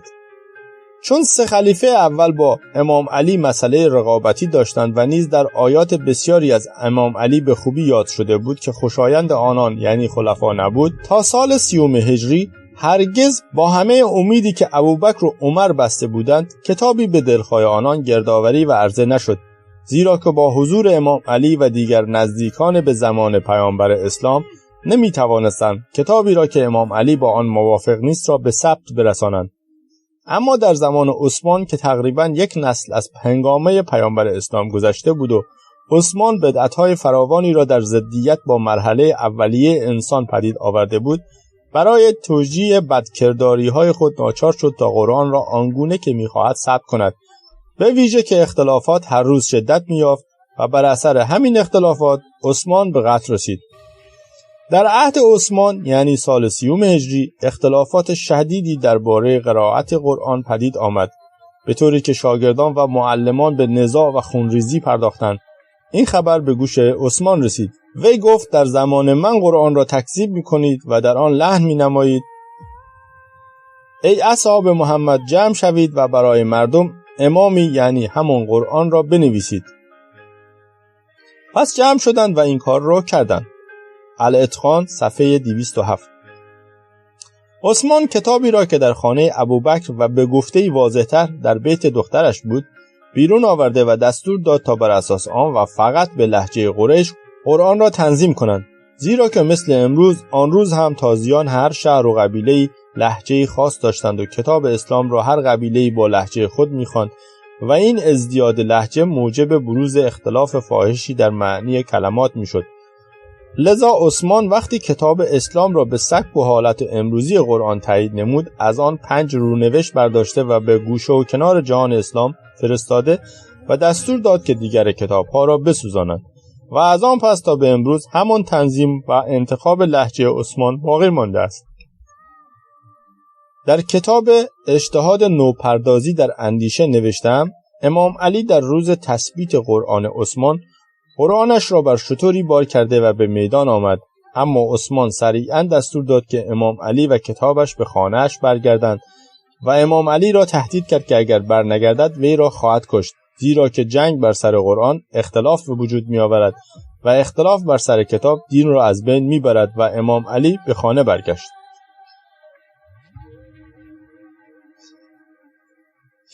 قرآن امام علی چه فرقی با قرآن امروزی دارد؟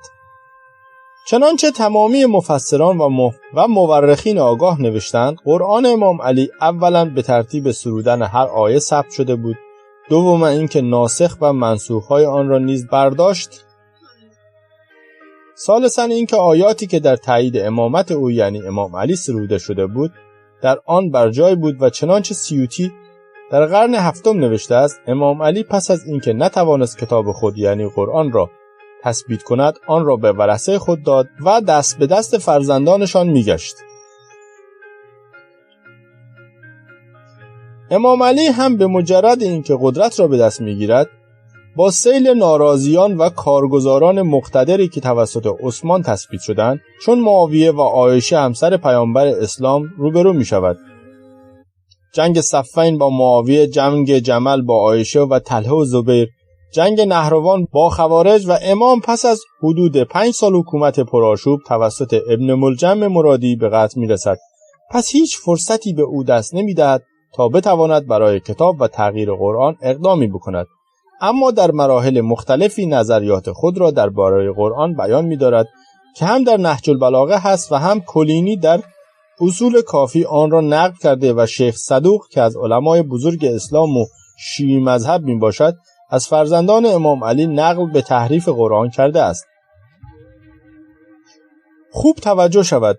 دیگر بار تاکید میکنم تا خواننده عزیز بداند که من ملحد و کافر و بیدین و غیره نیستم که چنین حرفهایی را می نویسم، بلکه بزرگترین شخصیت‌های اسلامی و شیعی که مورد تایید همه هستند و خوشبختانه آنها هرگز مهر الحاد و کفر نخوردند این مسائل را نقل میکنند، چون امام علی پیشوای بزرگ اسلام و تشیع، شیخ کلینی از علمای بزرگ شیعی در قرن دوم و رابط با دستیار امام مهدی، شیخ صدوق از علمای معتبر شیعه، سیوطی بزرگترین مفسر و تاریخ نویس اسلامی، بخاری کسی که بزرگترین سندهای تاریخ اسلام را نقل نموده است و غیره. اما امام علی میگوید هرگاه چنانچه شایسته و سزاوار است قرآن تلاوت شود و نه رایج‌تر از قرآن وقتی که مواردش تحریف شود. اصول کافی. قرآن جز برگ‌های نوشته که میان 2 جلد چرمی نگهداری می شود چیز دیگری نیست. هیچ کس به سخن نمی آید و ناگزیر کسی باید آن را تفسیر نماید. و همگی می دانیم که در جنگ صفین معاویه که داشت از سپاه امام علی شکست می خورد دستور داد تا قرآنها را بر سر نیزه کنند تا که قرآن بین آن دو یعنی امام علی و معاویه حکم کند و الحکم الله را سپاه معاویه شعار داد. امام علی دستور داد تا همچنان که سپاهیان معاویه را با شمشیر میزنند و میکشند قرآنها را نیز با تیر و شمشیر بزنند و بر زمین اندازند. وقتی خرمقدس‌های سپاه به او اعتراض نمودند امام علی پاسخ داد که من قرآن ناطقم و آنچه میبینید بر سر نیزه است چرم است و کاغذ است و مرکب. و از همین جاست که خوارج نهروان این سخن امام علی را نمیپذیرند و از او جدا میشوند و با او میجنگند. و اما شیخ صدوق در خصال خیش به نقل از پیامبر اسلام از تحریف آنی قرآن سخن میگوید. قرآن روزی خواهد گفت پروردگار من مرا تحریف و پاره پاره کردند. کلینی که کتاب اصول کافی او از منابع موثق فقها بوده است نیز از امام محمد باقر نقل می کند که و از دور افکندن مردم قرآن را این است که تحریف می‌کنند. قرآن کتاب پیامبر اسلام که مورد توجه و قداست بیش از 1 میلیارد از ساکنین کره زمین میباشد، برای تقریباً تمامی مسلمانان به خاطر گویش فصیح عربیش قابل فهم و درک نیست. یعنی مسلمانان یا خود معترفند که نخواهند توانست آن را بفهمند و یا هم تحت تأثیر تبلیغات روحانیون این مسئله به آنها ابلاغ شده است که حتی اگر به زبان خودشان پارسی، ترکی، مالزی، پاکستانی و هندی هم قرآن را بخوانند، باز هم از درک و فهم اصیل واژه‌های عربی آن عاجز خواهند بود. گفتنی است که حتی افراد بسیاری که به عربی هم صحبت می‌کنند، معنای خیلی از واژه‌های استعمال شده در قرآن را نمی‌فهمند و این نفهمی و عدم درک را نه اینکه نقصی از خود بلکه عظمتی در قرآن می‌دانند که قرآن آنچنان بزرگ و خدایی است که کسی آن را نمی‌فهمد. اما علت عدم فهم برخی از آیات این است که اولا در قرآن واژه‌های بسیاری از زبان‌های غیر عرب چون پارسی، حبشی، رومی، عبری، سریانی، یمنی و غیره استفاده شده است. دوم اینکه زبان عربی استعمال شده در قرآن برخوردار از 35 لهجه مختلف قبایل عرب می باشد.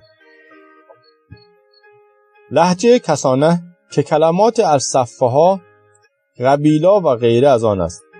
لهجه حزیر که کلمات فرقانا، الصاححون و غیره از آن است. لهجه حمیر که کلمات اسره، السقایه، امام، خرجن و غیره از آن است.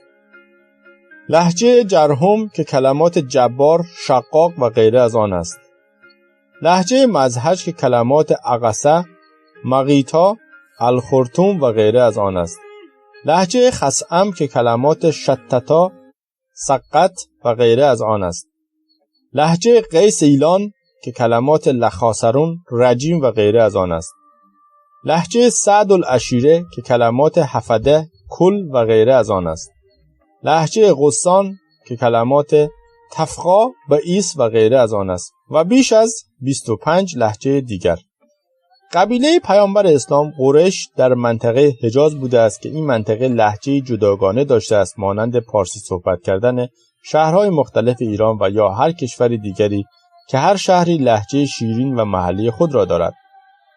قرآن همچون همراه با پیشروی جنبش پیامبر اسلام از قبیله قریش و منطقه حجاز فراتر می رفته است و پیامبر مشاوران و مریدان تازه‌ای پیدا می کرده است. تحت تاثیر پیروان جدید از سخنان و کلام‌های زیبای آنها برمی گرفته و در آیات قرآن قرار می داده است. همچنان که به خاطر برخوردار بودن از مشاورانی چون سلمان از ایران، بلال از حبشه، صهیب از روم، کعب الاخبار از یهود، واژه‌های بسیاری از زبان‌های پارسی، حبشی، رومی و عبری در قرآن آمده است. از 35 لهجه مختلف مردم و قبایل عرب آن زمان که در شبه عربی زندگی می‌کردند، نیز نشانه‌های بسیاری در قرآن به چشم می‌خورد. اکثر مورخین اسلامی بر این باورند که زبان پیامبر اسلام لکنت داشته و احیانا می‌گرفته است و از سوی بعضی از کلمات را هم به خوبی نمی‌توانسته ادا کند. بر همین اساس علیرغم اینکه منشیانی برای نوشتن آیات قرآن داشته و از سوی دیگر قاریانی هم داشته که قرآن را درست و صحیح می‌خواندند. در زمان پیامبر اسلام افرادی بودند که قاری قرآن بودند، یعنی قرآن را خوب و با لهجه و تلفظ مفهومی می‌خواندند. دبیران قرآن بودند که آیات قرآنی را می‌نوشتند. حافظین قرآن بودند که آیات قرآن را حفظ می‌نمودند تا بتوانند آن را به قبایل و سرزمین‌های دیگر منتقل کنند، زیرا که در آن زمان امکانات نوشتن و تکثیر و پخش بسیار دشوار بوده است و در شبه جزیره عربی شیوه پخش پیام‌ها عادتاً دهان به دهان بوده است. در میان یاران پیامبر اسلام تنها کسی که از هر 3 درجه بالا برخوردار بوده است امام علی پسر او، فرزندخوانده و داماد وی بوده است. کسی که از کودکی در خانه‌اش بزرگ شده و اولین کسی است که به او پیوسته است. در قرآن واقعی که اینک خدا می‌داند کجا پنهان است و چه زمانی مسلمانان به آن دست خواهند یافت، بارها از امام علی نام برده شده است، اما خلفای اسلام که در رقابت شدیدی با امام علی بودند تلاش نمودند تا 15 سال پس از مرگ پیامبر اسلام کتابی را که خودشان و یارانشان تنظیم نموده بودند را به نام قرآن مسلمانان تثبیت کنند و هرچند از نظر ریاضی و اعداد آیات و حروف نظمی را در آن دخیل داده‌اند که چند سال پیش یک مصری در این مورد کتاب خاصی نوشته است، اما تمامی آیاتی که از امام علی نام برده شده است را حذف نموده و کلاً تنظیم و ترتیب هیچ یک از دبیران ویژه پیامبر اسلام چون علی ابن ابی طالب و زید ابن ثابت را رعایت نکرده و کار خودشان را نمودند و تمامی قرآن‌های دیگری که در سراسر خطه اسلام بود را سوزانده و از بین بردند و تنها قرآن خودشان را تثبیت نمودند. حتی روز تثبیت قرآن وقتی علی ابن ابی طالب با شتری که قرآنش را حمل می‌کرده به میدان شهر می‌آید، توسط خلیفه بازگردانده می‌شود و او متهم می‌شود که مایل است در صفوف مسلمین تفرقه بیندازد. امام محمد باقر و امام جعفر صادق بارها به این مسئله اشاره نمودند و این سخن آنها شهره جهان است که ما از علی شمشیر و کتابی به یادگار داریم که نسل اندر نسل در میان فرزندان ما می‌گردد. کلینی که یکی از رهبران مهم تشیع پس از وفات امام 12 شیعه بوده است نیز به قرآن امام علی و آنچه خلفا با قرآن نمودند اشاره نموده است و پس از وی چند رهبر دیگر اسلامی چه شیعه و چه سنی در این مورد جسته و گریخته سخن گفتند، اما بعدها همه علمای مسلمان برای حفظ دکان دینداری و استحمار بر آن شدند تا در این مورد سخنی نگویند، بلکه مردم را تشویق کنند تا به زبان عربی که برای هیچ کس مفهوم نیست به عنوان تبرک و یا هم بر سر قبور قرآن بخوانند و برای دوری از ترس و چشم زخم و غیره آن را به بازو و کمر ببندند و شدیداً در این مورد تبلیغ نموده و می کنند که چون درک قرآن در فهم و شعور ما نیست وارد معنا و تفسیر آن نمی شویم. سوگندهای قرآن برای چست. معمولاً هرگاه انسان احساس کند که سخنش را کسی قبول نخواهد کرد برای اثبات گفته‌اش مجبور می شود تا سوگند بخورد. وقتی کسی شاهد و گواهی و دلیلی محکم بر خبر و یا نظر و یا سخنی ندارد سوگند می خورد تا طرف مقابل به حرف او اعتماد کند. وقتی کسی در دادگاهی برای شهادت دادن حاضر می شود از او می خواهند که سوگند بخورد که جز حقیقت چیزی نگوید. حالا بایستی دید سوگندهای قرآن برای چیست؟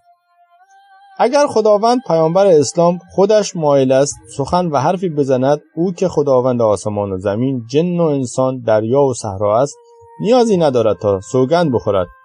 انسان حرف پدر، مادر و یا دوستش را که گوش می کند عادتاً بدون سوگند خوردن میپذیرد و هرگز این فکر را به خود راه نمیدهد که پدرش و یا مادرش دروغ بگویند و نیاز به سوگند باشد.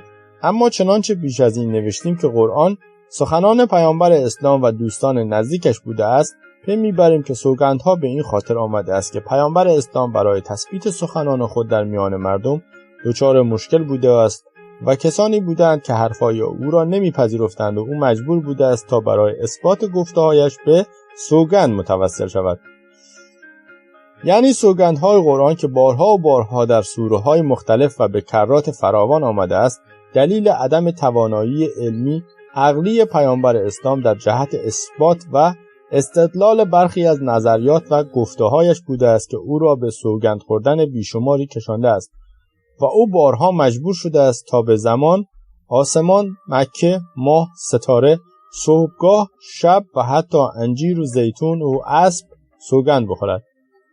والفجر سخن به صبحگاه، والنازعات قسم به فرشتگان، والمرسلات قسم به رسولان، و شمس سوگند به خورشید، و لیل سوگند به شب، و ضحی سوگند به روز روشن، و تین و زیتون سوگند به انجیر و زیتون، و العادیات سوگند به اسبان، و العصر سوگند به زمان، و طور سینین سوگند به طور سینا.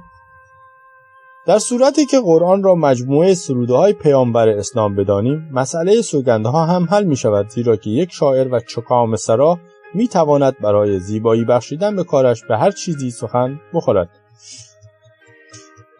چرا پیامبر اسلام سرودهای خود را گردآوری نکرد؟ پیش از هر چیز بایستی در رابطه با بکار بردن سرودن به جای نزول توضیح بدهم. تا به امروز در همه جا هرگاه سخن از قرآن به میان آمده است، از نزول یعنی نازل شدن و پایین و فرود آمدن سخن رفته است و منظور این بوده است که قرآن از آسمان توسط فرستاده‌ای از سوی خدا یعنی جبرائیل برای فرستاده دیگر خود یعنی پیامبر اسلام پایین یا فرود آمده است.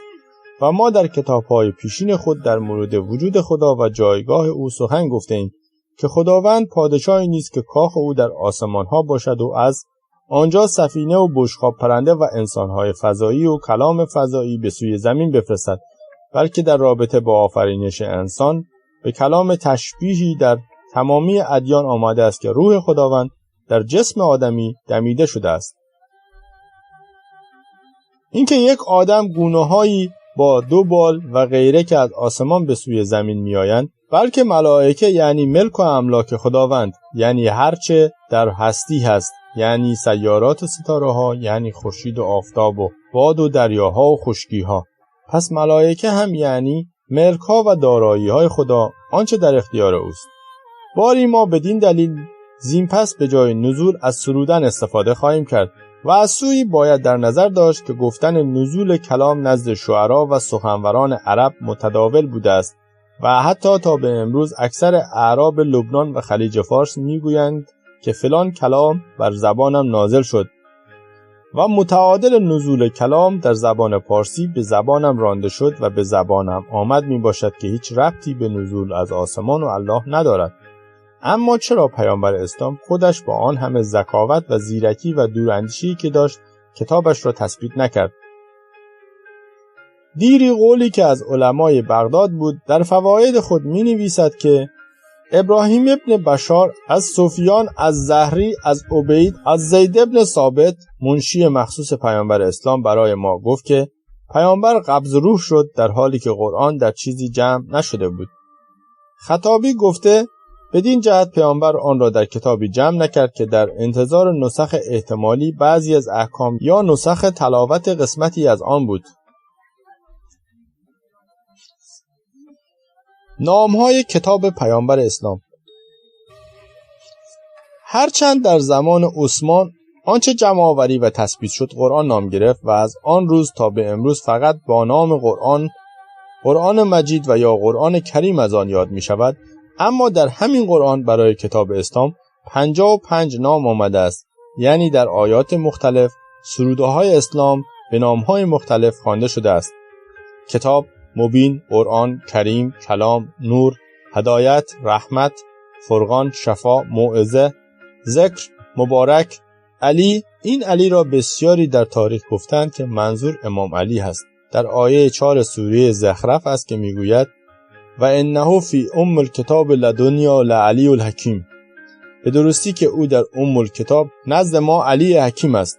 حکمت، حکیم، مصدق، مهیمن، حبل، صراط مستقیم، قیم، قول، فصل، نبأ العظیم، الوثقی، صدق، عدل، امر، منادی، بشرا، مجید، زبور، بشیر، نذیر، عزیز، بلاغ، قصص، صف، مکرمه، مطهره. باری هر یک از این 55 نام می توانست به جای قرآن یعنی کتاب خواندنی نام کتاب اسلام باشد، اما تا کنون فقط نام قرآن مجید، کریم و از همه مهمتر قرآن در میان همه شناخته شده و جا افتاده است. کتاب‌هایی که در اختلاف قرآن‌ها نوشته شده است. خواهیم دید که کتاب جمع‌آوری شده منشیان ویژه پیامبر اسلام با کتابی که عثمان به نام قرآن آن را تثبیت کرد چه فرق‌هایی داشته است. اما پیش از آن که وارد این بحث بشویم بایستی یادآوری کنیم که در قرن‌های اولیه اسلام کتاب‌های بسیاری در رابطه با اختلاف قرآن‌های موجود نوشته شده است. زیرا هرچند عثمان یک کتاب را تایید و تثبیت کرد، ولی بیشک سالها طول کشید تا علمای اسلامی بتوانند واقعا یک کتاب را به رسمیت شناخته و در سراسر جهان اسلام آن را منتشر کنند. در اینجا نام 7 کتاب مهم و قابل اهمیتی را که توسط علمای اولیه اسلام در مورد اختلاف قرآن‌ها نوشته شده است را برمی شماریم. 1. کتاب اختلاف کتاب‌ها، قرآن‌های اهل مدینه، کوفه و بصره نوشته کسایی. 2. کتاب اختلاف کتاب‌ها یا قرآن‌ها اثر خلف. 3. کتاب اختلاف اهل کوفه، بصره و شام در کتاب‌ها قرآن‌ها نوشته فرا. 4. کتاب اختلاف مصاحف یا قرآن‌ها از ابن داوود سجستانی. 5. کتاب مدائنی در اختلاف کتاب‌ها یا قرآن‌ها در جمع نوشته مدائنی. 6. کتاب اختلاف کتاب‌ها یا قرآن‌های شام، حجاز، عراق، نوشته ابن عامر یحصبی. 7. کتاب در اختلاف مصاحف یا قرآن‌ها، اثر محمد ابن عبدالرحمن اصفهانی. پس می‌بینیم که هزاران صفحه کتاب درباره اختلاف قرآن‌های هر شهر و دیاری نوشته شده است و با برشمردن مواردی کوتاه و مختصر از اختلاف قرآن‌های امام علی و دیگر منشیان پیامبر اسلام خواهیم دید که قرآن کنونی که از این پس ما با آن از قرآن عثمانی یاد خواهیم کرد چه اختلافی با دیگر قرآن‌ها داشته و دارد. قرآن‌های دیگر منشیان پیامبر اسلام با قرآن عثمانی چه فرق‌هایی داشته است؟ در رابطه با قرآن امام علی در صفحات قبل نوشتیم که اولا بر اساس تاریخ سرودنها یعنی تاریخ نزول بوده است و ثانیاً آیات ناسخ و منسوخ در آن مشخص بوده است. حسین ابن عباس نقل کرد که وی از عبدالرحمن ابن ابی حماد و او از حکم ابن زهیر و او از عبد خیر و او از امام علی شنیده بود. اول کسی که از حافظه خود قرآن را گردآوری کرد امام علی بود و آن قرآن در خاندان جعفر نگهداری شد و من نزد ابو حمزه حسنی رحمت الله قرآنی به خط علی ابن ابی طالب دیدم که چند ورقی افتاده داشت و آن قرآن در خاندان حسن به توارث مانده بود و ترتیب سوره های آن بر اساس نزول بود. الفهرست ابن ندیم صفحه 147. جالب این است که دیگر قرآن ها تا مقطعی از تاریخ در دسترس بعضیا بوده است و ناگهان هر یک در اعماق تاریخ گم شدند و چه بسا که در کتابخانه ها و یا موزه ها اثری از آنها باشد که انشاءالله در آینده اگر دانستم در نوشته های خود خواهم آورد.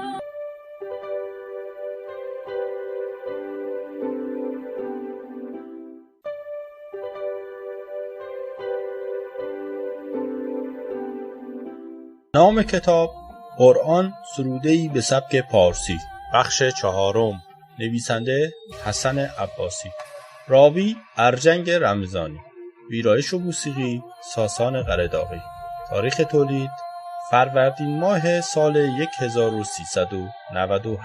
تعداد صفحات 28 صفحه، موضوع تحقیقی تاریخی، تهیه شده در مجله اینترنتی آوای بوش.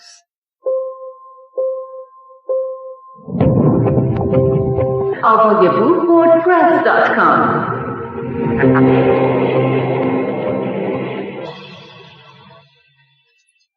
قرآن عبدالله ابن مسعود.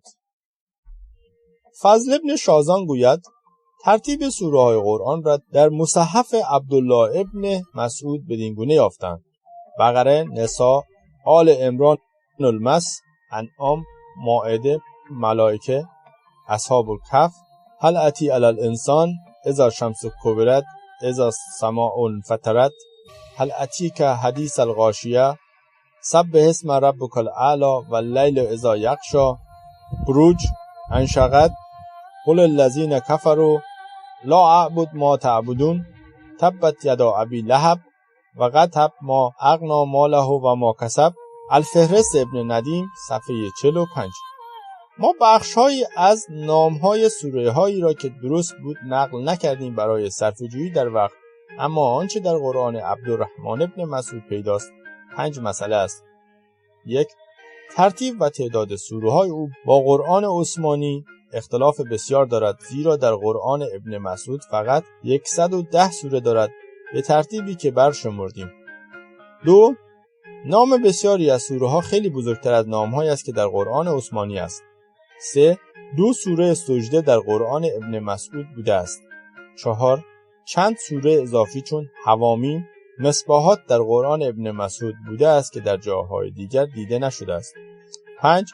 برخی از آیات قرآن ابن مسعود با قرآن عثمانی اختلاف دارد، از جمله سوره والعصر که در قرآن عثمانی همگی می‌دانیم چگونه آمده است، اما در قرآن ابن مسعود این گونه است: والعصر لقد خلقنا الانسان لفی خسر و انه فیه الی آخر الدهر الا الذین آمنوا و تواصوا بالتقوی و تواصوا بالصبر. قرآن ابی ابن کعب. فضل ابن شادان میگوید یکی از اصحاب ما که مورد اعتماد است میگفت ترتیب سوره‌های قرآن را به قرائت ابی ابن کعب در بصره در دهکده‌ای به نام قریه الانصار در دو فرسنگی بصره نزد محمد ابن عبدالملک انصاری یافتم و او قرآنی به ما نشان داده و گفت این قرآن متعلق به پدر من بوده و ما از پدران خود آن را روایت می‌نماییم. من نظری در آن کردم و اوایل و اواخر سوره ها و عدد آیات آن را درآوردم. اول آن فاتحة الکتاب، بقره، نساء، آل عمران، انعام، اعراف، مائده. در داشتن سوره یونس تردید دارم. انفال، داوود، طهار، انسان، نبی علیه السلام و هی اهل الکتاب، لم یکن اول ماکان، 3 آیه بالکفار ملحق و الی آخر. تمامی آیه ها 6210 آیه بود. الفهرست ابن ندیم صفحه 46. باری مجموع سوره هایی که ابن کعب در قرآن خود داشته به 116 نمی رسد و از سوی از سوره های بسیاری یاد می شود که ابداً در قرآن عثمانی وجود ندارد، چون سوره داوود، طهار، نبی علیه السلام و غیره. ناسخ و منسوخ های قرآن. معنی ناسخ و منسوخ از خود کلمات پیداست، اما به زبان ساده یعنی باطل کننده و باطل شده، و این یکی از مسائل اصلی در اسلام و قرآن است که تاکنون نادیده گرفته شده است و چنانچه در صفحات قبل گفته شد خود پیامبر اسلام در نظر داشت هنگامی کتابش یا قرآن را گردآوری کند تا آیات باطل کننده و باطل شده یعنی ناسخ و منسوخ را یا مشخص سازد و یا از کتاب حذف کند. و نیز گفته شد که در قرآن امام علی به این مسئله توجه شده است و این مسئله است روشن و بدیهی، زیرا چنانچه گفتیم محمد در ابتدای حرکت خود از آداب و سنت‌های عرب جاهلی را پذیرفت و در صفحات بعد خواهیم دید که تا چه حد با قریش و سنت‌های آنها کجدار برخورد کرده و با آنها مدارا می‌کرد. بدین رو اگر خود او توان می‌داشت بسیاری از آداب و سنت‌های جاهلی عرب را که متاسفانه تا به امروز که بشر در عصر تمدن و تکنولوژی زندگی می‌کند به جای مانده است را باطل می‌کرد. و اما در مورد ناسخ و منسوخ کتاب‌های فراوانی نوشته شده است که ما در اینجا فقط به 3 نویسنده بزرگی که در این مورد صدها صفحه نوشته‌اند اشاره می‌کنیم. 1. الناسخ و منسوخ اثر حجاج العور. 2. ناسخ و منسوخ کدامند اثر عبدالرحمن ابن زید. 3. کتاب ابی اسحاق ابراهیم المؤدب در ناسخ و منسوخ. قرآن و تضاد آیات مکه با آیات مدینه. در طول تاریخ بشر بر اساس ناگاهی کامل از پدیده‌ها و رخدادها چیزهای مختلفی را به عنوان مقدس، آسمانی و ماوراء طبیعی بودن پرستش نموده و برای حفظ آنچه جانها که نداده و چه خونها که بر زمین نریخته است. مقدس آفرینی‌های بشر به روی زمین بیشک همواره توجه وی را به ستارگان، سیارات و ماورای زمین جلب نموده است. مقدسات بشر از آتش گرفته تا نور، باران، آب، درخت و انواع حیوانات بوده است که کم کم تصویری از هر یک از اینها به عنوان مجسمی ساخته می شده است و آنها سمبل قدرت‌های ماورای طبیعت بودند.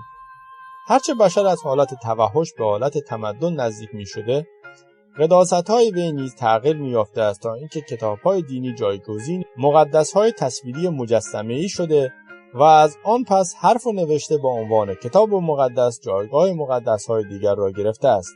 هرچند در جهان امروز و در سرزمین‌ها و قبایل مختلفی هنوز تفکر پرستش به میدان کتاب مقدس وارد نشده است، اما اکثر ساکنین کره زمین برخوردار از کتاب مقدس خود هستند. تورات از آن کلیمیان، انجیل از آن مسیحیان و قرآن کتاب مسلمانان. استقرار یک کتاب مقدس به بحث و تجزیه و تحلیل آن پرداختند، اما این راه و روش چون بسیار خطرناک بوده است با قتل و کشتار پی در پی پاسداران ادیان ترس و وحشت را سایه افکن می نمودند تا دیگر بار راه‌های سخن گفتن و بحث کردن حول مقدس‌ها را ببندند. باری در پی سقوط کمونیست توسط جهان دارا و توانا، دین اسلام امروز بازیچه‌ای برای بازی دادن بخشی از جهان ناتوان و نادار شده است. بدین رو این بازیچه سازی رسالت خردمندان را بیش از بیش فعالتر می نماید تا از قرآن که پایه و اساس اسلام است سخن گفته شود. چنانچه در تاریخ آمده است اعجاز قرآن در کلام آن بوده، زیرا سخن پیامبر اسلام در مکه آنچنان زیبا و دلنشین بوده است که کمتر کسی میتوانسته در مکه چون پیامبر اسلام بسراید. برای درک اصلی این مسئله باید چند مورد را مد نظر داشت. نخست اینکه در شبه جزیره عربی که قریش تنها با تجارت و یا عبور کاروانهای تجارتی و یا هم با جنگ‌های قبایلی و غنایم حاصله از آن زندگی روزمره خود را می‌گردانده است، سخن زیبا گفتن بهترین سرگرمی‌ها بوده است، تا آنجایی که بهترین سخنورانان چون خدایان بودند و اشعارشان در کنار بت‌ها بر دیوار کعبه آویزان می‌شده است. دوم اینکه قریشیان که به بنی اسماعیل مشهور بودند را قوم بنی اسرائیل امی می‌دانستند. امی یعنی ملت و قومی که کتاب ندارد، یعنی هنوز در حالت توحش به سر میبرد و از کتاب مقدس برخوردار نیست. بدین ترتیب قریش سعی میکرد تا در برابر اهل کتاب به گونه دیگر سخن آفرینی کند و بهترین سرودها را بسراید. اما تا پیش از پیامبر اسلام هیچ شاعر و سخنران عربی نتوانست کاری کند تا اساس و ریشه بی‌تمدنی جاهلی قریش را از امی و بی‌کتابی به کتابداری بکشاند. در این شرایط پیامبر اسلام از 40 سالگی با تفکر آوردن نوشته‌ای برای قریش وارد میدان می شود.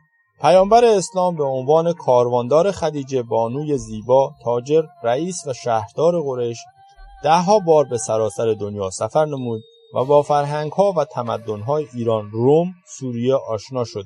وی شدیداً تحت تاثیر خسروانی‌ها و سرودهای مذهبی ایران قرار می‌گیرد و پس از آشناییش با روزبهان اولین سرودهای خود را به سبک پارسی اما به زبان عربی می‌سراید که شدیداً مورد توجه نزدیکانش واقع می‌شود. نمازهای پنجگانه زرتشتی ایرانی. اولین سخن پیامبر اسلام بسم الله الرحمن الرحیم است که چنانچه گفته شد ترجمه جمله اول نیایش‌های زرتشتی است. از طرف این نمازهای زرتشتی نیز 5 گاه بوده است که 5 نوبتی بودن نماز در اسلام هم اقتباس از زرتشت می باشد. 1. نماز صبح، نمازگاه هاون از برآمدن خورشید تا نیمروز. 2. نماز ظهر، نماز ریتون از نیمروز تا پس از نیمروز. 3. نماز عصر، نمازگاه ازبرن پس از نیمروز تا رفتن خورشید. 4. نماز مغرب، نمازگاه سروسرم از رفتن خورشید تا شامگاهان. 5. نماز عشا، نمازگاه اوشهینای از شامگاهان تا برآمدن خورشید. در همین جا یادآوری نکته‌ای بسیار ضروری است که اگر ما در پژوهش‌های خود از شباهت و همسانی ادیان سخن می‌گوییم، ابداً بر آن نیستیم تا از دینی به دین دیگر بگریزیم، بلکه امروزه تمامی ادیان با متولیان خود از داستان‌های اولیه و اهداف بنیانگذاران آن بسیار دور شدند و کار ما یک پژوهش تاریخی است و اگر هم از آن نتیجه‌ای بخواهیم بگیریم با حفظ احترام به هر اندیشه و تفکر دینی هر کسی، هدف رفتن به سوی خردگرایی و لایسیته است. باری پیامبر اسلام در ابتدای حرکت خود با سرودن و خواندن آیه به سبک پارسی دلها را می‌رباید و جوی نوین از احساس و عاطفه را در میان اعراب می‌آفریند. اما پس از آنکه کمی قدرت گرفته و در مدینه رهبر سیاسی هم می‌شود، از چهره یک پیامبر با صفا و صمیمی با عاطفه و مهربان به یک فرمانده نظامی و یک رهبر سیاسی تبدیل می‌شود و سبک سخن گفتن و سرودنش نیز تغییر می‌کند. بدین رو است که آن زیبایی و شیوایی کلام که در مکه داشت در مدینه گم می‌شود. بهترین نمونه‌اش قصارالسور میباشد که به چه زیبایی خاصی سروده شده و دارای چه بار بزرگ احساسی، عاطفی، هنری، شعری و کلامی است. اما سروده‌های بلند و پرحجم مدینه به سخنرانی‌ها و گفتاری بسیار عادی، تکراری و احیانا متناقض تبدیل شده است. متناقض را علمای اسلام در طول تاریخ با عنوان ناسخ و منسوخ هم یاد کردند و چنانچه در تاریخ آمده است در قرن‌های اولیه اسلام کتاب‌های بسیاری در تناقضات قرآن توسط علمای اسلامی نوشته شده است. جلال الدین عبدالرحمن سیوطی در جلد دوم کتاب الاتقان فی القرآن الکریم در بخش 48 آن با عنوان مشکل قرآن و اختلاف و تناقض در آن به اندازه 10 صفحه مطلب نوشته است و با نقل گفته‌هایی از بزرگان تاریخ اسلام آورده است که بخش‌هایی از قرآن که به چشم ما متناقض و موهوم می‌آید آیاتی است که نسخ شده است زیرا که درباره هر مسئله‌ای باید قول متأخر آن را گرفت و قول متقدم را رها ساخت. در اینجا نمونه‌هایی از تناقضات قرآن را که علمای بزرگ اسلام نقل نمودند می‌آوریم. لا اقسم بهذا البلد، من به این سرزمین سوگند نمی‌خورم. سوره بلد آیه 1. تناقض آن و هذا البلد الامین، که این سرزمینی امن است. سوره تین آیه 3. الله خالق کل شیء، فقط خداوند آفریننده همه چیز است. سوره زمر آیه 62. تناقض آن و تخلقون افکا و تهمت را می آفرینند. سوره عنکبوت آیه 17. و در جای دیگر و اذا تخلق من الطین، اشاره است به عیسی که از گل پرنده‌ای می آفرینی. سوره مائده آیه 110. اتقوا الله حق تقاته، حق تقوای خداوند را بزرگ به جای آورید. آل عمران آیه 102. واژه‌هایی که از زبان‌های دیگر وارد قرآن شدند. استبرق واژه پارسی آن ستبرق است. ستبرق بوده است که لباس‌های زیبای ضخیم را می‌گفتند و به خاطر عدم وجود قاف در زبان عرب قاف جای آن را گرفته است. استفاده در قرآن: اولئک لهم جنات عدن تجری من تحتها الانهار یحلون فیها من اساور من ذهب و یلبسون ثیابا خضرا من سندس و استبرق. سوره 18 آیه 31. برق که در فارسی برق و از ریشه ورق و وراق آمده است و در زبان دری به آن برخ میگویند، به معنای روشنایی، تابش، درخشش، رخشندگی و زبانه کشیدن آتش می باشد. بارقه و براق نیز از همین واژه برق بیرون آمده است که بارقه یعنی آذرخش، فروغ، روشن، براق، پرتو، فروزانی، پردرخشش، تابان، برقزن، برقدار، با غین درست. بلور واژه‌ای است پارسی که به معنای درخشنده، پرتو افکن، تابنده، شیشه‌گونه، شیشه‌ای و تبرزدی می باشد. یبع واژه‌ای است که در زبان عرب برای فروش و فروختن استفاده می شود و از کلمه فارسی بای گرفته شده است. بای یعنی از دست رفته و بای دادن، چیزی در برابر چیزی دیگری به کسی دادن که برای اعراب همان فروش و فروختن معنا می دهد. اما در زبان پارسی به معاملات تاختی و معاملات تعویضی و به باخت‌ها در قمار و شرط بندی‌ها اطلاق می شده است.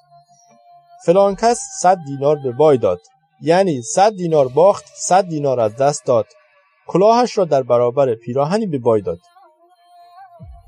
استفاده در قرآن: یوم لا یبع، سوره 2 آیه 254. تجسس از ریشه پارسی جست و جوستن گرفته شده است و به معنای بررسی، پژوهش، کنکاش، کاوش و جستجو می باشد. واژه جاسوس که در زبان عربی، پارسی، ترکی، اردو، پشتو، ارمنی و غیره استفاده می شود نیز از همین واژه پارسی جست و جستن گرفته شده است. واژه متجسس که به معنای جویاگر، پژوهشگر، کاوشگر و جوینده می باشد از همین ریشه برخاسته است. تخمین از ریشه پارسی خمن چون سمن و گمان گرفته شده است که به معنای ارزشیابی، وراندازی، بهاگیری، برآورد، اندازه‌گیری و غیره می باشد. ترجمان که در پهلوی و پارسی ترجمان می باشد از زبان پارسی وارد زبان عرب شده است و واژه‌های بسیاری از آن پدید آمده است، از جمله ترجمه، مترجم، دارالترجمه و غیره.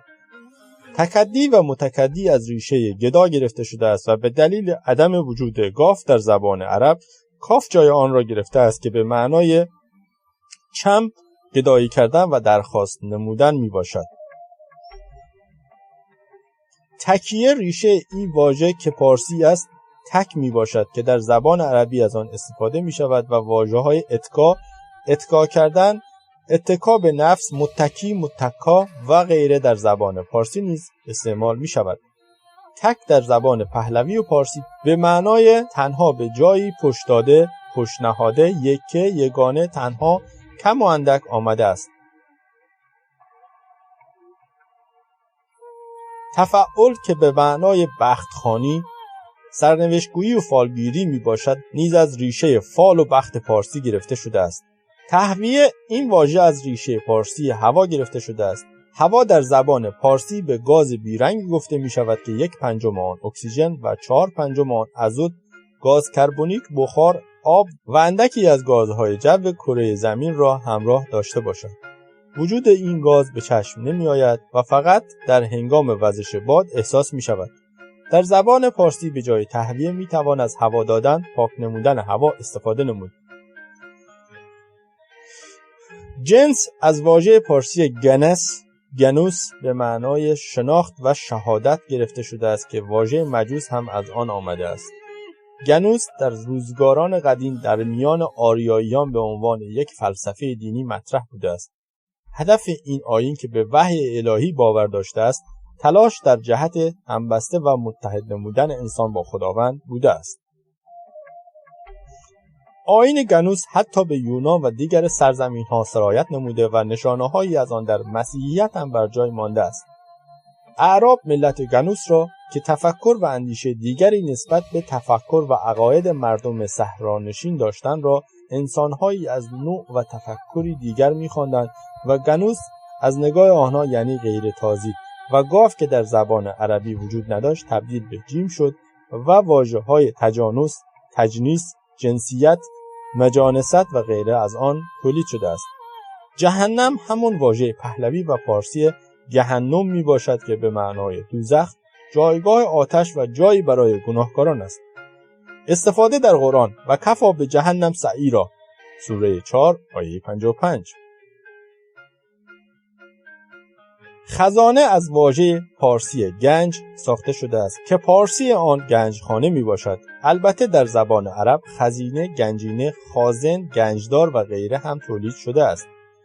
البته به حوضهای آب گرم سابق حمام‌ها هم خزینه می گفتند و کنز نیز همان گنج پارسی است که با تغییر 2 حرف وارد زبان عرب شده است. خشونت که از ریشه خشن فارسی گرفته شده است در زبان عرب به معنای تندخویی، درشتخویی، بدرفتاری، ستمگری و غیره آمده است. اما واژه خشن در پارسی به معنای لباس سخت و زمخت بوده است. خیال از ریشه پارسی خولیا گرفته شده است که به معنای پندار، گمان، آهنگ و اندیشه می باشد و اعراب از آن واژه‌های مخیله، تخیل و غیره را تولید نمودند. مالی خولیایی نیز از خیال استخراج شده است. دور از واژه پارسی دورک گرفته شده است به معنای گردش، پیرامون، گرداگرد، هنگام، زمان، گشتن، گردیدن، دوره و غیره. در زبان عربی واژه‌های بسیاری چون ادواری، دایره، دوار، مدور، مدیریت و غیره از آنها تولید شده است. دین در زبان پارسی و پهلوی به معنای آیین، کیش، جزا و پاداش می باشد و نیز نام روز 24م از هر ماه خورشیدی و نام فرشته‌ای است. در زبان عربی واژه‌هایی چون دیانت، متدین و غیره از آن تولید شده است. دینار، دنیر واژه پارسی است که به سکه‌های طلا می‌گویند. وزن هر دینار 4.5 گرم بوده است. دینار در زبان لاتین وارد شده است که به آن دیناریوس می‌گویند. رد واژه‌ای از پارسی به معنای نشان و اثر چون رد پا و نیز به معنای راد، دلاور، جوانمرد، دلیر، دانا، باخرد و غیره که در زبان عرب به جای بازگردانیدن، بازدادن و بازگشت آمده است و معمولاً این واژه برای خردمندان، اندیشمندان و دلاوران آریایی به کار برده می‌شد. روم نامی است که آریاییان مردمان لاتین و یونان قدیم یا رومیان را با آن می‌خواندند و از پارسی به زبان عربی رفته است. استفاده در قرآن: غلبت الروم، سوره 30 آیه 1. سوره‌ای در قرآن به این نام خوانده شده است.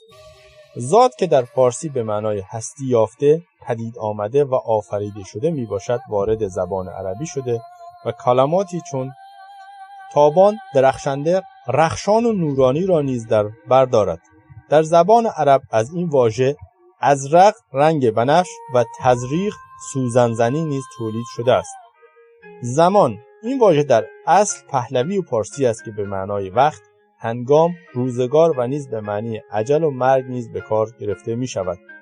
زمان وارد زبان عربی شده است و کلماتی چون ازمنه، مزمن و غیره از آن استخراج شده است. زنجبیل که در زبان پارسی شنگلیل، شنگوبر و یا سانگیبیل بوده است و در زبان عربی زنجبیل شده است که زنجفیل هم تلفظ می شود. شنگلیل گیاهی است با برگ‌های دراز شبیه به برگ نی که گل‌های خوشه‌ای و زرد داشته و از ریشه‌های آن شاخه‌هایی به شکل نی بیرون می‌آید که در بیخ آن غده‌هایی تولید می‌شود که همان را شنگلیل یا زنجبیل می‌گویند. از این گیاه برای معطر نمودن برخی غذاها و نیز در طب استفاده می‌شود. زنجبیل در هندوستان، تاجیکستان و بعضی نقاط ایران می‌روید. سرادق در زبان پارسی به راهروهای زیرزمینی میگویند و سردار نوشته می شود که معنای دهلیز هم می باشد. دهلیز که در اصل پارسی است در زبان عربی استفاده می شود. سرداق به راه تنگ و دراز و راهروهای باریک میگویند که در مناطق گرمسیر برای گریز از گرما در زیر خانه ها ساخته می شد. این شیوه امروزه نیز در اکثر شهرهای کویری ایران از جمله طبس گلشن مورد استفاده قرار می گیرد و تقریباً هر خانه‌ای سردار و یا سردابی دارد. استفاده در قرآن: اعتدنا للظالمین نارا احاط بهم سرادقها، سوره 18 آیه 29. سجل در پارسی کهن به دفترهای داوران یا قضات و دبیران منشی‌ها می‌گفتند. استفاده در قرآن کریم: یوم نطوی السماء کطی السجل للکتب کما بدأنا اول خلق نعیده وعدا علینا انا کنا فاعلین، سوره 21 آیه 104. سجیل از دو کلمه پارسی سنگ و گل ساخته شده است و به پاره گل خشکیده که چون سنگ باشد میگویند. استفاده در قرآن: و امطرنا علیها حجارة من سجیل منضود، سوره 11 آیه 82.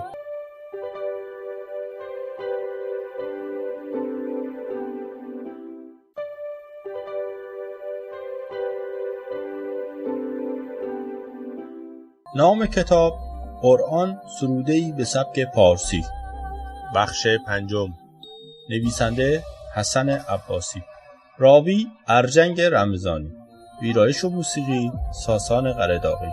تاریخ تولید: فروردین ماه سال 1397. تعداد صفحات: 28 صفحه.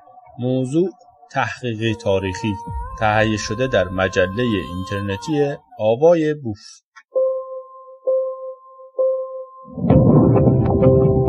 AvayBoof.com.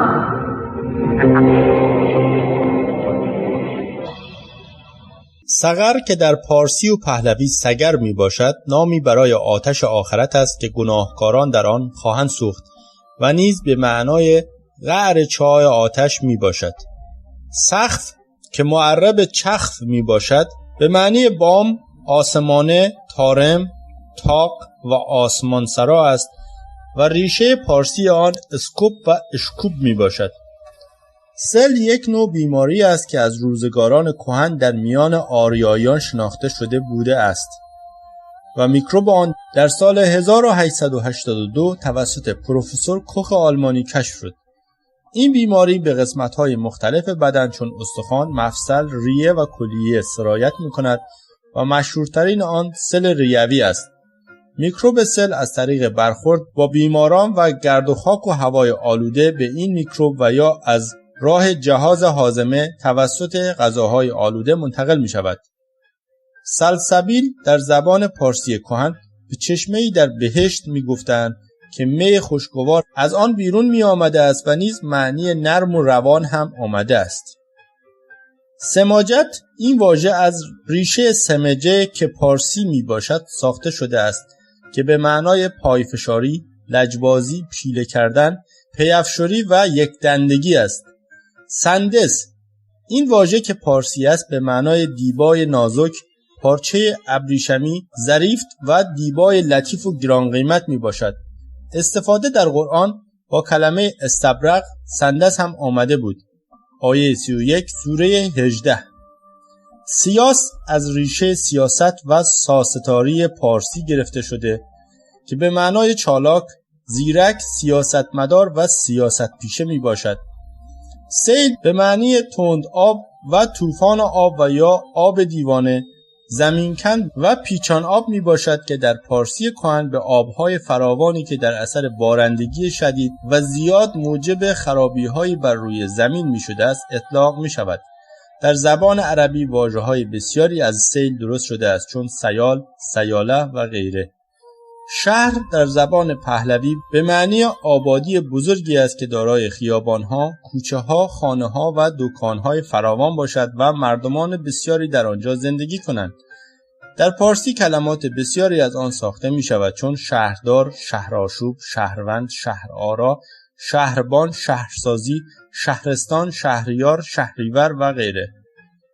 شهر در زبان عربی بجز اینکه برای ماهی در سال استفاده می شود، کلمات دیگری چون اشتهار، مشهور، شهره، شهرت، شهیر و غیره هم از آن ساخته شده است. شیاد که از ریشه پارسی شید گرفته شده است، به معنی فریبکار، نیرنگباز، کلاهبردار، گمراه کننده و فریبگر می باشد. غش واژه‌ای از پارسی به معنای ناصره، ناویژه و لکه‌دار که در زبان عربی کلمات اختشاش، مغشوش و غیره از آن درست شده است. قصاق معرب گنداب پارسی می باشد. تب معرب تب می باشد که در اصل پهلوی پارسی است. تب مرضی است که حرارت بدن را زیاد می کند و نبض سرعت می گیرد. واژه طبیب در برخی از کشورهای اروپایی نیز استفاده می شود. طبق این واژه که معرب تیغ پارسی می باشد، از ریشه تبک، تنبک و تنبوک پهلوی گرفته شده است. واژه‌های بسیاری در عربی و پارسی از طبق یا تیغ ساخته شده است، چون طابق، تطابق، تطبیق، مطابق، منطبق.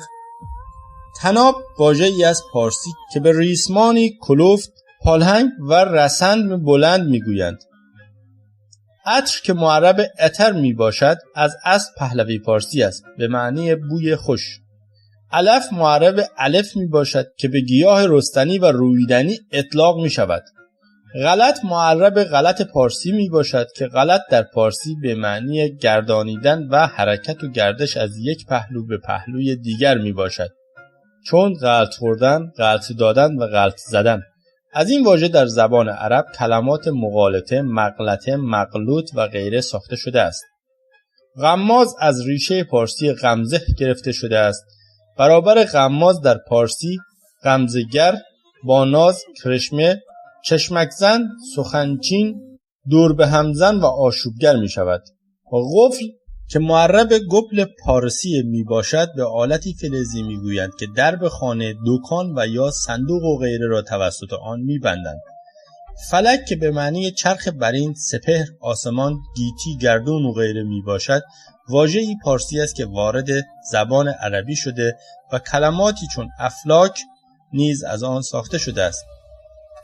در پارسی از این واژه فلکه را داریم که به معنی گردگاه، میدان، گردجا می باشد. استفاده در قرآن و کل فی فلکه یسبحون، سوره 36 آیه 40. قاضی از ریشه پهلوی پارسی کادیک گرفته شده است که به معنای داور و دادرس می باشد و در زبان عرب کلمات بسیاری از این واژه ساخته شده است، از جمله اقتضا، تقاضا، قضا، قضاوت، متقاضی، قضیه، مقتضی و غیره. قانون از ریشه پارسی کانون گرفته شده است که در اصل به معنای پایگاه، مرکز، جایگاه آتش و آتشدان بوده است و در نام 2 ماه از ماه‌های سریانی هم کانون اول و کانون دوم که برابر با دسامبر و ژانویه می باشد واژه کانون دیده می شود. کانون نام یکی از آلات موسیقی یا قانون نیز می باشد که شبیه سنتور بوده و با دست نواخته می شود. قانون در اصطلاح کنونی نیز به معنای اصل و اساس چیزی و نیز به معنی مقررات و احکامی است که از سوی ارگانی دولتی و یا ملی برای حفظ نظم و اداره امور شهر و کشور پدید آید. قسط از کلمه پارسی کست و کاست به معنای کم کردن گرفته شده است. در زبان عرب از این واژه کلمات اقساط و تقسیط و غیره نیز ساخته شده است.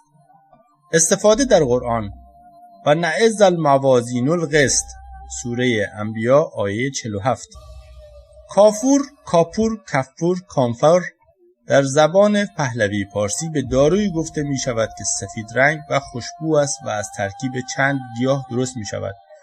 کافور، کامفور نام درختی نیز می باشد که در جنگل‌های شرقی آسیا و مناطق کوهستانی هند، چین، تاجیکستان و ژاپن می روید و بلندی آن تا 60 متر و قطر آن تا 2 متر می رسد.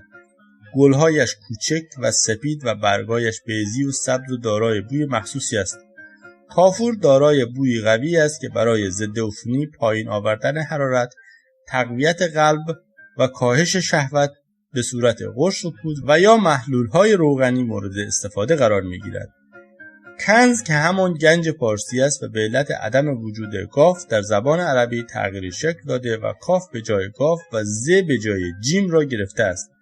استفاده در قرآن والذین یکنزون الذهب والفضة سوره 9 آیه 24. کلمه از ریشه کلوم پهلوی گرفته شده است که واژه قلم، کلم نیز از همین خانواده می باشد. کلوم در زبان پهلوی به معنای واژه و سخن می باشد. استفاده در قرآن یک سوره در قرآن به نام قلم آمده و چند بار هم مورد استفاده قرار گرفته است.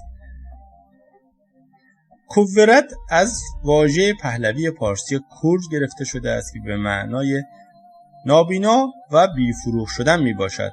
کورت فعلی است در زبان عرب که برای نابینایی و بیفروغی خورشید استفاده شده است. استفاده در قرآن یکور اللیل علی النهار و یکور النهار علی اللیل شب را با روز کور می کند و روز را با شب سوره 39 آیه 5. و اذا شمس کورت آنگاه که خورشید کور می شود سوره 82 آیه 1 و کلن همین سوره به نام تکویر کور شده خوانده شده است.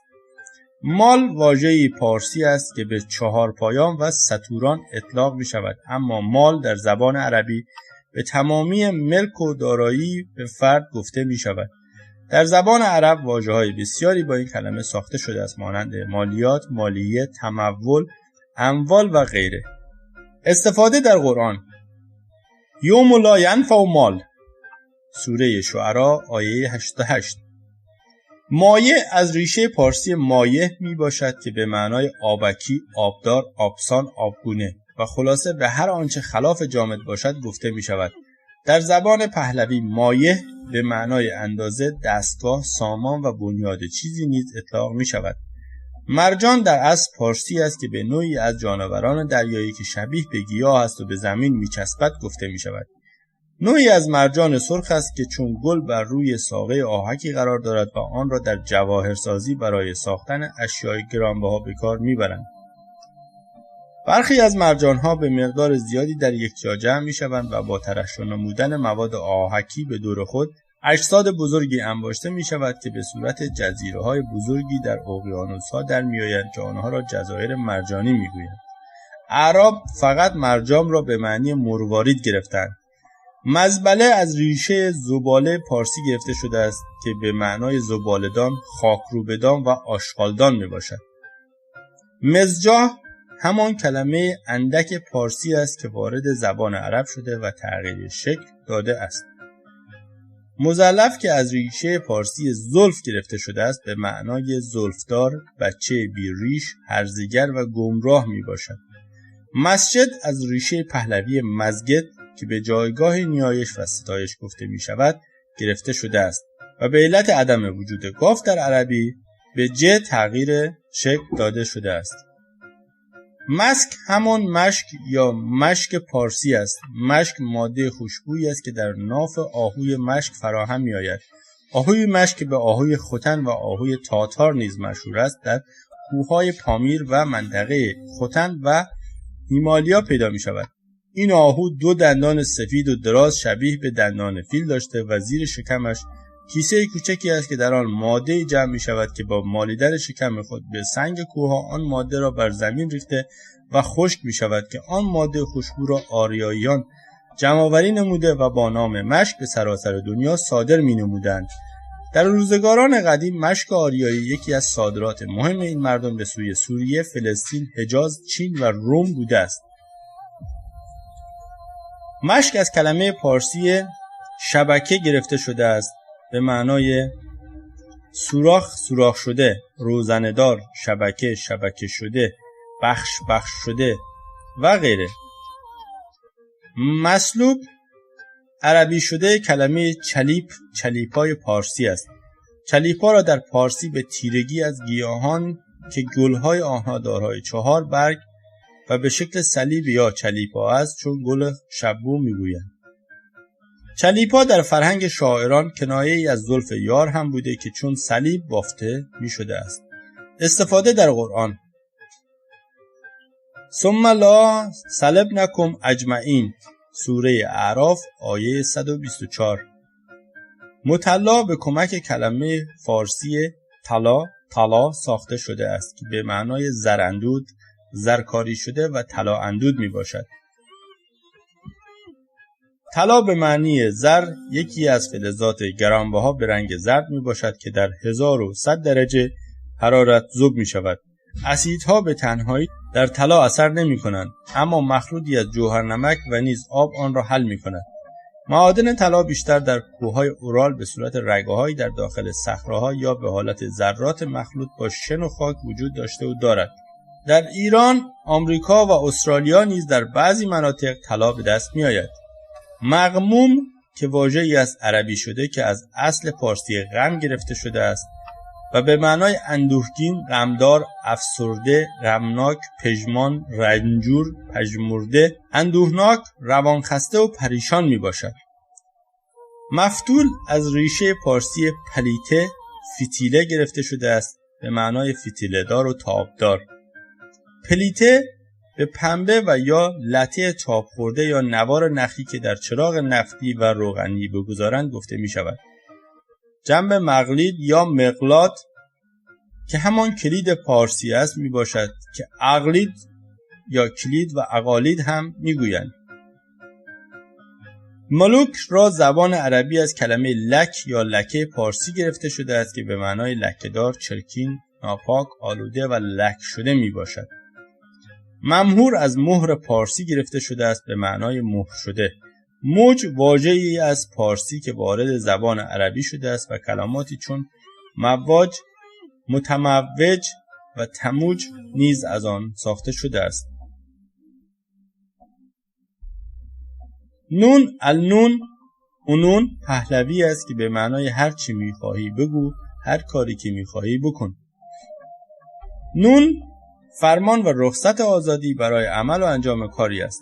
استفاده در قرآن: نون و القلم و ما یسطرون، سوره قلم آیه 1. نسخ همان نسک پارسی است. نسک در زبان پهلوی به کتاب و یا بخشی از کتابی گفته می شود و نیز هر بخش از 21 بخش کتاب اوستا را که به منزله فصل و باب می باشد را هم نسک، نسکا و نسکه می گفتند. در زبان عرب از واژه نسک یا نسخ کلمات بسیاری چون استنساخ، تنسیخ، منسوخ، ناسخ و نسخه ساخته شده است. استفاده در قرآن: فینسخ الله ما یلقی الشیطان، سوره حج آیه 52. نظر همان نگر پارسی است که به علت عدم وجود گاف زا جای آن را گرفته است و با این کلمه معرب یا عرب شده اعراب واژه‌ها و افعال بسیاری چون انظار، انتظار، مناظر، منتظر، ناظره، منظور، ناظر، نظار، ناظره، نظری، نظیر، نظریه و غیره را ساختند. نقش همان کلمه پارسی نقش می باشد که معنای رد، پیکر، نشان، پینگار، برنامه، تندیس، راهکار می باشد. نقل واژه‌ای پارسی است که به شکر بادام ریز گفته می شود و نوعی شیرینی که از شکر درست می کنند و نیز به آنچه برای تغییر ذائقه بخورند گفته می شود. در زبان عرب کلمات تنقل و تنقلات که به آجیل‌ها و خوردنی‌های سرگرم کننده می‌گویند نیز از نقل ساخته شده است. نور واژه‌ای پارسی است که از ریشه پهلوی آر، آنور، آتر، آترش و نیز نار، انار، آذر گرفته شده است و به معنای آتش، فروغ، روشنایی، رخشندگی، پرتو و درخشش می باشد. ورق همان برگ پارسی است که در زبان عرب تغییر شکل داده است. ورم واژه پارسی است که در چم باد کردن یا آماس کردن می باشد. در زبان عرب واژه‌هایی چون تورم، متورم و غیره نیز از آن ساخته شده است. وزارت از کلمه پارسی وزیر گرفته شده است که در فارسی می شود وزیری. هندسه همان کلمه پارسی اندازه و اندازه می باشد که در زبان عربی تغییر شکل و شمایل داده است. اندازه یا هندسه به معنی مقدار، پیمانه، مقیاس و آنچه که مقدار چیزی را با آن تعیین کنند، قدر، مرتبه، لیاقت، دانش، اندازه یابی، پیمایشگری، نقشه برداری و غیره می باشد. هود در پارسی به معنای آتشگیره، لطه سوخته و غیره می باشد. هود نام یکی از رؤسای قبیله آدمیان و نام فرزندی از نوح هم بوده است که تخلف بزرگی مرتکب شد، ولی بعداً توبه کرد و گفت گویی یک بار در آتش سوختم و دوباره از خاکسترم موجود دیگر شدم. بدین رو آریاییان از دیر زمان به تمامی فرزندان آدم یهود و یهودیان فرزندان هود می گفتند. یاقوت که یاکند پارسی است، نوعی سنگ گرانبهاست که از معدن به دست می آید و سرخ رنگ و زرد و کبود و سبز و سفید می باشد. نوع سرخ رنگ آن از بهترین سنگ‌های گرانبهاست. واژه‌های حبشی در قرآن: هوب گناهی، دری درخشندگی، سینین زیبایی، شتر روبرو، تاها یا پیامبران، تاغوت کاهن آخوند، الارم سد آب، غیظ کاسته شدن، غوره سیر، کفل دو برابر، مشکوه روزنه، منسا عصر، ناشته شب زنده‌داری، یاسین ای انسان، یسدون ناله می کند. چند واژه رومی در قرآن: صراط راه، تفق قصد کردن، فردوس باغ، قسط عدالت، قسطاس ترازو. چند واژه سریانی در قرآن: یم الیم دریا، هون حکیمان، قیوم کسی که نمیخوابد، عدن درخت انگور، جنات عدن باغ‌های انگور، تور کوه. چند نمونه از واژه‌های عبری در قرآن: اخلد به سوی پستی زمین تمایل کرد، بعیر هر چیزی که بر آن بار کنند، راینا دشنامی است به زبان عبری، الرحمن اصل عبری آن رحمن است یعنی بخشنده، توی مرد، مرغوم نوشته شده، هدنا توبه کردیم، غمل نوعی ملخ است. چند نمونه از واژه‌های نبطی در قرآن: ورز ریسمان و پناه، ورا پیش، ملکوت فرشته، کفر پاک کرد، قط کتاب، مذهن پاره پاره کردن، سینا زیبایی، سفره خوانندگان، حواریون شستشو دهندگان، حسب هیزم، اکواب کوزه ها، اسفار کتاب ها، آل خداوند، الیم دردناک. هرچند سال 1359 در نشریه ارشاد چاپ ایران و در سال 1361 در کتاب اجتهاد نوپردازی در اندیشه در مورد عصمت و خطاها و اشتباهات پیامبران و امامان شرح مختصری نوشتیم، اما در اینجا چون سخن از قرآن است و چگونگی سرودن و پیدایشان، لازم است که درباره این مسئله مهم یک بار دیگر صحبت کنیم. اما در آنجا نوشتیم که عصمت و معصوم بودن دال بر اشتباه و خطا نکردن نیست، زیرا هر کسی میتواند انسان معصومی باشد اما خطاکار هم باشد. در این رابطه اول بایستی دید که معنی عصمت چیست. در المجعم العربی میخوانیم که عصمت یعنی قدرت دوری از گناه برای فردی که توانایی انجامش را دارد و به درستی پیداست که دوری از گناه با دوری از خطا و اشتباه فرق دارد، زیرا گناه یک مسئله دینی و وجدانی است که بار معنوی دارد، اما خطا و اشتباه هر دو واژه‌های عربی هستند. در هر روز و هر ساعت نسبت به انجام امور روزانه سیاسی، اجتماعی، خانوادگی امکان و وقوع دارد و فرد هرچند پاک و منزه از گناه باشد اما میتواند در کارها و تصمیم گیری‌های روزمره دچار شبهه و خطا بشود. در طول تاریخ هیچ عالمی منکر این خطاها و اشتباهات نشده است، الا اینکه کلاه شرعی فلسفی سر قضیه کردند و به جای استعمال واژه خطا و اشتباه از کلمه ترک اولا استفاده نمودند که این واژه خطا و اشتباه است، زیرا ترک اولا یعنی گزینش یک را از میان چند را و آنچه ارجح تر بوده است ترک شده و آنچه ارجح نبوده گرفته شده است، که این هم با خطا و اشتباه در ذات کلمه فرقی ندارد. باری در پی این خطاها و اشتباهات بارها پیامبر اسلام توسط مشاوران برجسته خود توبیخ شده است که البته این توبیخ را هم علما عتاب یعنی سرزنش نمودن خواندند و توبیخ کننده را نه مشاوران بلکه جبرائیل و خداوند نامیدند.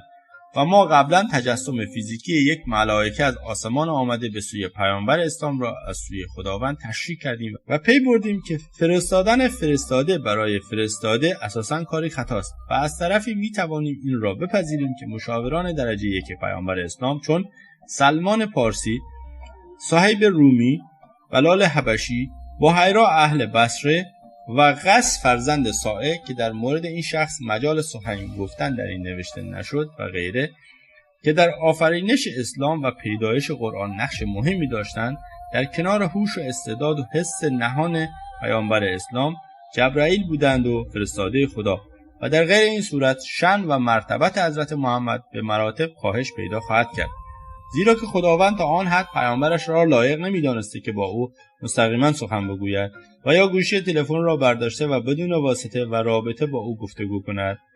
لذا شخص ثالثی را برای این کار برگزیده که هی برود و هی بیاید و پیام رد و بدل کند.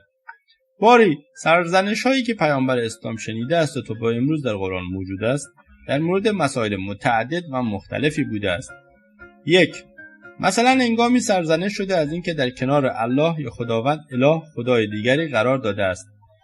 لا تجعل مع الله اله آخر، با خداوند بزرگ خدای دیگری قرار مده. سوره 4 آیه 150. 2. هنگامه دیگر پیامبر اسلام سرزنش شده از اینکه در برابر دیگران ترسیده و شک نموده و پا عقب کشیده است. فلا تکن من الممترین. سوره 3 آیه 60. ای پیامبر تو خود از شک کنندگان به دینت مباش. 3. پیامبر اسلام سرزنش شد از اینکه دلگیر و غمگین می شده است از گفته رقیبان و پیران قریش که وی را تهدید می کردند. و لقد نعلم انک یضیق صدرک بما یقولون. الحجر آیه 97. ای پیامبر ما به درستی می دانیم که تو از گفته‌های آنها دلگیر و نگران می شوی. 4. سرزنش شده از پیامبر اسلام از اینکه بعضی از اوقات مسائل فلسفی قوی و وقایع تاریخی مهم را که توسط جبرائیل ها یا مشاورانش سروده می شده است را نمی توانسته بپذیرد و در بیان آنها شک می کرده است که در این موقع از او دعوت می شده تا برود و تاریخ و فلسفه را مطالعه کند. فَإِن كُنتَ فِي شَكٍّ مِّمَّا أَنزَلْنَا إِلَيْكَ فَاسْأَلِ الَّذِينَ یقرؤون الکتاب من قبلک. سوره یونس آیه 9. و اگر ما به آنچه که ما می‌سراییم فرود می‌آوریم از سخنان تاریخ و فلسفی شک داری و نمی‌توانی آن را درک کنی، برو و از کسانی که کتاب خواندن را می‌دانند و تاریخ قبل از تو را خواندند بپرس. 5. و نیز پیامبر اسلام سرزنش شده است از اینکه به سخن کفار و منافقین گوش کرده و از آنها اطاعت نموده است. اینجا مسئله خیلی زیباست که در قرآن دقیقاً از واژه لا تطع یعنی اطاعت مکن استفاده شده است و این مربوط به هنگامه‌ای می شود که ابو سفیان و اکرمه بعد از جنگ احد به مدینه آمده و در خانه عبدالله ابن ابی با پیامبر اسلام یک جلسه سری تشکیل دادند و از پیامبر اسلام خواستند تا خدایانشان را به بدی یاد نکند و به شفاعت کردن آنها چون قبل از آوردن اسلام قائل باشد. پیامبر اسلام پذیرفت تا چنین کنند اما جبرائیل ها نپذیرفتند. نقل از الهی قمشه‌ای پاورقی قرآن آیه 1 سوره احزاب با این آیه یا ایها النبی اتقوا الله ولا تطیعوا الکافرین والمنافقین. سوره احزاب آیه 1. یا پیامبر به خداوند پناه ببر و از کفار و منافقین اطاعت مکن. 6. بارها پیش می آمده است که پیامبر اسلام شتاب زده می شده است و سخنانی به زبان می آورده با عنوان آیات قرآنی که مورد تایید مشاوران یا جبرائیل نبوده است. در این هنگامه ها از وی دعوت می شده است که از خداوند بخواهد تا علمش زیاد شود تا سخن نسنجیده ای را به زبان نیاورد. ولا تجعل بالقرآن من قبل از یؤتی الیک وحی و قل رب زدنی علما. سوره طه آیه 114. در خواندن گفتارت به نام قرآن پیش از آن که وحی به سویت بیاید شتاب نکن و همواره بگو خداوندا دانش مرا فزون کن. احمد اینجا ندارد مال سود، سینه باید پر ز عشق و درد و دود. اعمی روشندل آمد در من بعد، پند او را ده که حق اوست پند. مولوی. 7.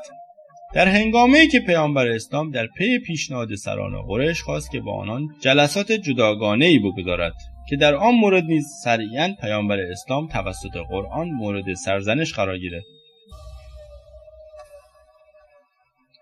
ولا تطرد الذین یدعون ربهم بالغدو والعشی فنکون من الظالمین.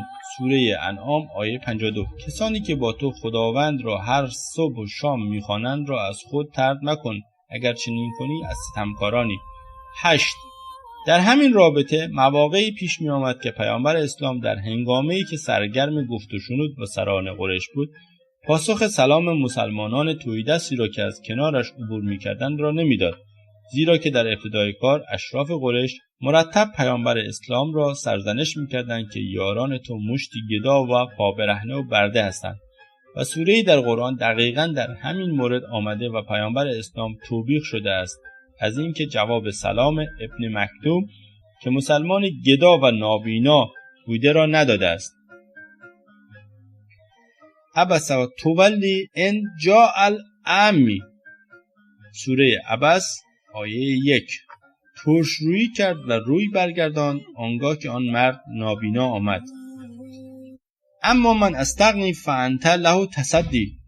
اما آن کسی که توانگر است تو روی خود بدو میدهی. و اما من جاءک یسعی و هو یخش فانت عنه تلهی. و اما آن گدایی که دوان دوان به سوی تو می آید و می ترسد، تو او را رها کرده به دیگری می پردازی. قتل الانسان ما اکفره. مرگ بر این آدمی باد که چه ناسپاس است. 9. و نیز پیش می آمده است که پیامبر اسلام در چاهای فتنه های دشمنان خود افتاده است و به گفته قرآن در برابر آنان و خواسته هایشان زانو زده. زانو زدن دقیقاً واژه‌ای است که در قرآن استفاده شده است و یا نزدیک بوده است که بزند. و ان کادوا لیفتنونک عن الذی اوحینا الیک لتفتری علینا غیره ولو ان ثبتناک لقد قد ترکنا الیهم اذا لازقناک ضعف الحیو و ضعف الممات ثم لا تجد لک الینا نصیرا. سوره الاسراء از آیه 73. نزدیک بود که اشراف قریش تو را بفریبند از آنچه که به تو وحی کرده بودیم تا به ما تهمت زده و دروغی را که به ما نسبت دهی تا با تو دوستی کنند و اگر نه آن بود که پایداریت داده بودیم نزدیک بود که اندکی در برابر آنها زانو بزنی که در آن صورت تو را 2 چندان در دنیا و 2 چندان در آخرت عذاب می‌کردیم و برای خودت یاوری بر ضد ما نمی‌یافتی.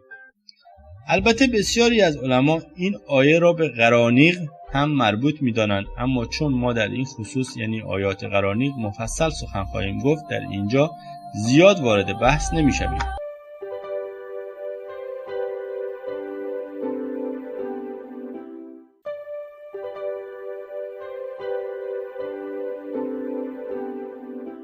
نام کتاب قرآن سروده‌ای به سبک پارسی. بخش 6. نویسنده حسن عباسی. راوی ارجنگ رمضانی. ویرایش ساسان قرداغی. تاریخ تولید فروردین ماه سال 1397. تعداد صفحات 28 صفحه. موضوع تحقیقی تاریخی تهیه شده در مجله اینترنتی آوای بوف.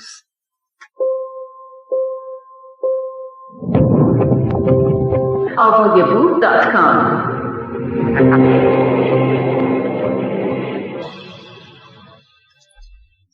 تعداد همسران پیامبر اسلام. مسئله مهمی دیگری که پیامبر اسلام چندین بار در مورد آن سرزنش شده است و به مراتب در آیات قرآنی آمده است به همسران وی مربوط می شود. در همین جا یک بار دیگر ذکر مسئله حجاب ضروری است و آن اینکه آیاتی که در مورد پوشیدن زنان آمده است و از زبان عمر جاری شده و تاکنون در قرآن مانده است مربوط می شده به زنان پیامبر، زیرا وی زنان بسیاری داشته و چون رهبر امتی بوده است و آن هم نه خودش بلکه عمر که پدر یکی از همسران وی بوده به پیامبر اسلام پیشنهاد می‌کند که زنان شما یعنی پیامبر اسلام خود را بپوشانند که این مسئله بعداً عمومیت داده شد به تمامی مسلمین، وگرنه پیامبر اسلام خودش عایشه را با گیسوان بلند و زیبایش به روی دوش خود می‌نهاده است و به تماشای بازار و رقص‌های کولیا می‌برده است. از سوی پس از اینکه مسئله رابطه عایشه با آن اعرابی مطرح شد نیز بیشتر مسئله پوشش و در حرم ماندن زنهای پیامبر جدی شد. همیرای پیامبر که بود؟ در رابطه با عایشه چون سخن رفت بد نیست که به مسئله او در میان ایرانیان اشاره کوتاه کنیم. همه به خوبی می‌دانیم که سالیان سال حتی تا به امروز نام عایشه در میان ایرانیان شیعه مساوی بوده است با فاحشه و کلاً عایشه به عنوان فحشی بسیار بد برای زنان و دختران استفاده می شده و می شود و این مسئله چون عمر سوزان مورد تایید همه روحانیون هم بوده است و هرگز جای دیده نشده است که روحانی عایشه مساوی با فاحشه و عمر سوزان را نفی کند، به ویژه اینکه اصلا در میان شیعیان هیچ دختری عایشه نام نهاده نمی شود. با اینکه عایشه بزرگترین عشق و محبوبترین همسر پیامبر اسلام بوده است و چنانچه در صحیح و یا صحاح بخاری آمده است پیامبر اسلام بارها به عایشه نماز خوانده است، یعنی عایشه در برابر پیامبر دراز کشیده بود و محمد رو به او و رو به قبله نماز خوانده است. عایشه خواسته از جا برخیزد اما پیامبر اسلام گفته است نخیر، یا همیرای من آسوده باش، خداوند هم نمازی را بهتر خواهد پذیرفت که اگر همیرایی چون تو رو در رویم باشد. نقل از صحاح بخاری.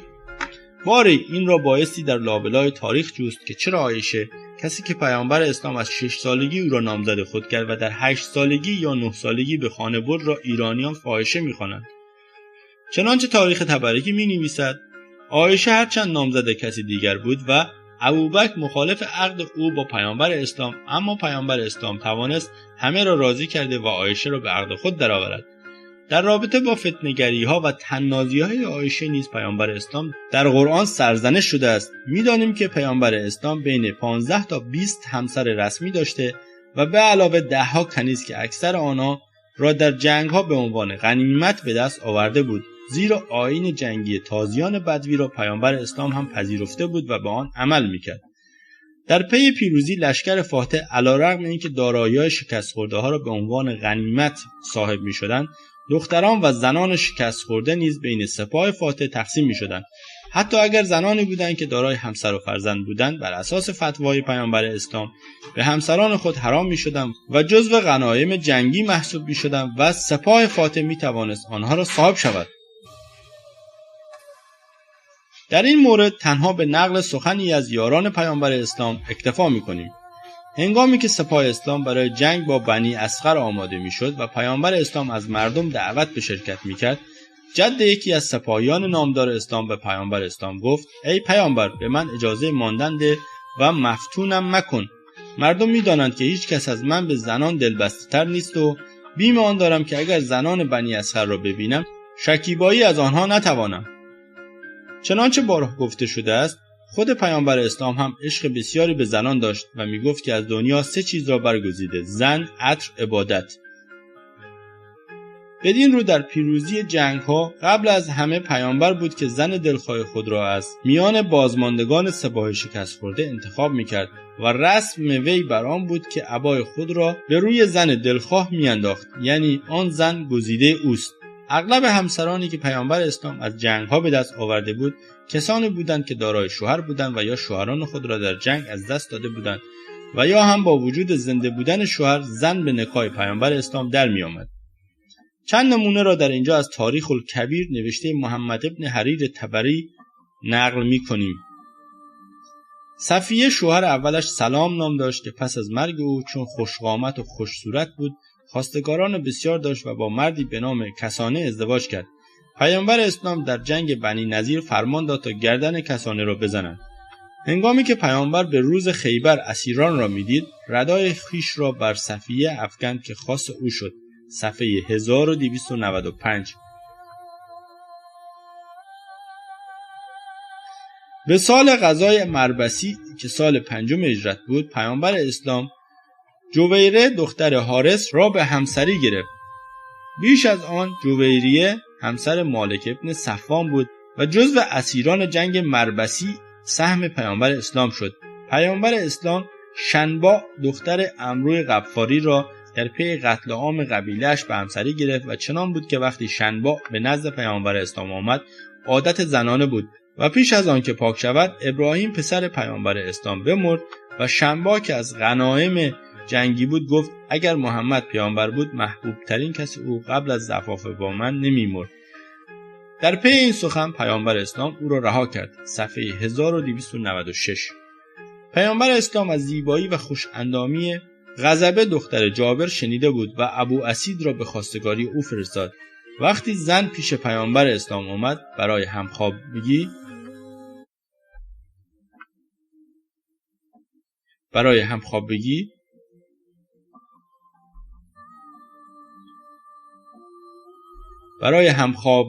مخالفت کرده گفت رأی من در این کار دخالت نداشت و از تو به خدا پناه میبرم. پس پیامبر او را پیش کسانش فرستاد. پیامبر اسلام ام حبیبه دختر ابو سفیان را که شوهر داشت به نام عبیدالله و جزو مهاجرین به حبشه رفته بود و در آنجا مسیحی شده بود را نیز به نکاح خود درآورد. البته برخی نوشتند پس از مرگ شوهرش. زن دیگری را پیامبر اسلام به نکاح خود درآورد که قصه اش را همه شنیدند و چند آیه در قرآن به این مسئله مربوط می شود. وی زینب همسر زید ابن حارس پسرخوانده پیامبر اسلام است. روزی پیامبر اسلام به خانه پسرخوانده خود رفت. زینب بود اما زید نبود. پیامبر اسلام با دیدن زینب بی حجاب در خانه به شعف آمد و گفت فتبارک الله احسن الخالقین. وقتی زینب قصه را با شوهرش باز گفت و چون زید درک کرد که پیامبر اسلام از همسر او خوشش آمده وی را به خانه پدر خود فرستاد. در تایید این ازدواج آیه‌ای در قرآن آمده است. سوره احزاب آیه 37. زنانی که پیامبر اسلام خواست اما به آنان دست نیافت. علی‌رغم تمامی زنان و کنیزانی که در حرم پیامبر اسلام بودند هر از چندی از زنان دیگری نیز پیامبر اسلام خواستگاری میکرد و با همه اقتدار و عظمتی که پیامبر اسلام داشت افرادی بودند که همخوابگی و ازدواج با وی را رد میکردند. از جمله ام هانی دختر ابو طالب بود که نامش هند بود. پیامبر اسلام از او خواستگاری کرد و ام هانی نپذیرفت و گفت فرزند دارد. و نیز زبائه دختر عامر را از پسرش سلمه خواستگاری کرد و گفت تا رأی او را یعنی مادرم را بپرسم. وصلت انجام نشد. صفیه دختر بشامهر را که اسیر شده بود پیامبر اسلام خواست اما صفیه نپذیرفت و او از پیامبر اسلام خواست تا با شوهرش بماند و پیامبر اسلام اجازه داد.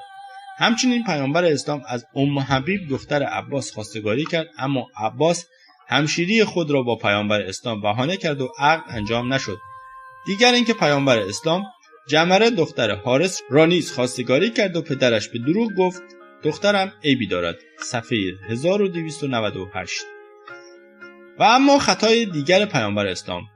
باری یکی از اشتباهات دیگر پیامبر اسلام همین مسئله زنان او بوده است، به گونه‌ای که تقریباً 3 سوره نساء، احزاب و تحریم با بیش از 100 آیه در مورد پیامبر اسلام و زنانش آمده است که البته همه این آیات خصوصی بوده و مختص خود پیامبر بوده است.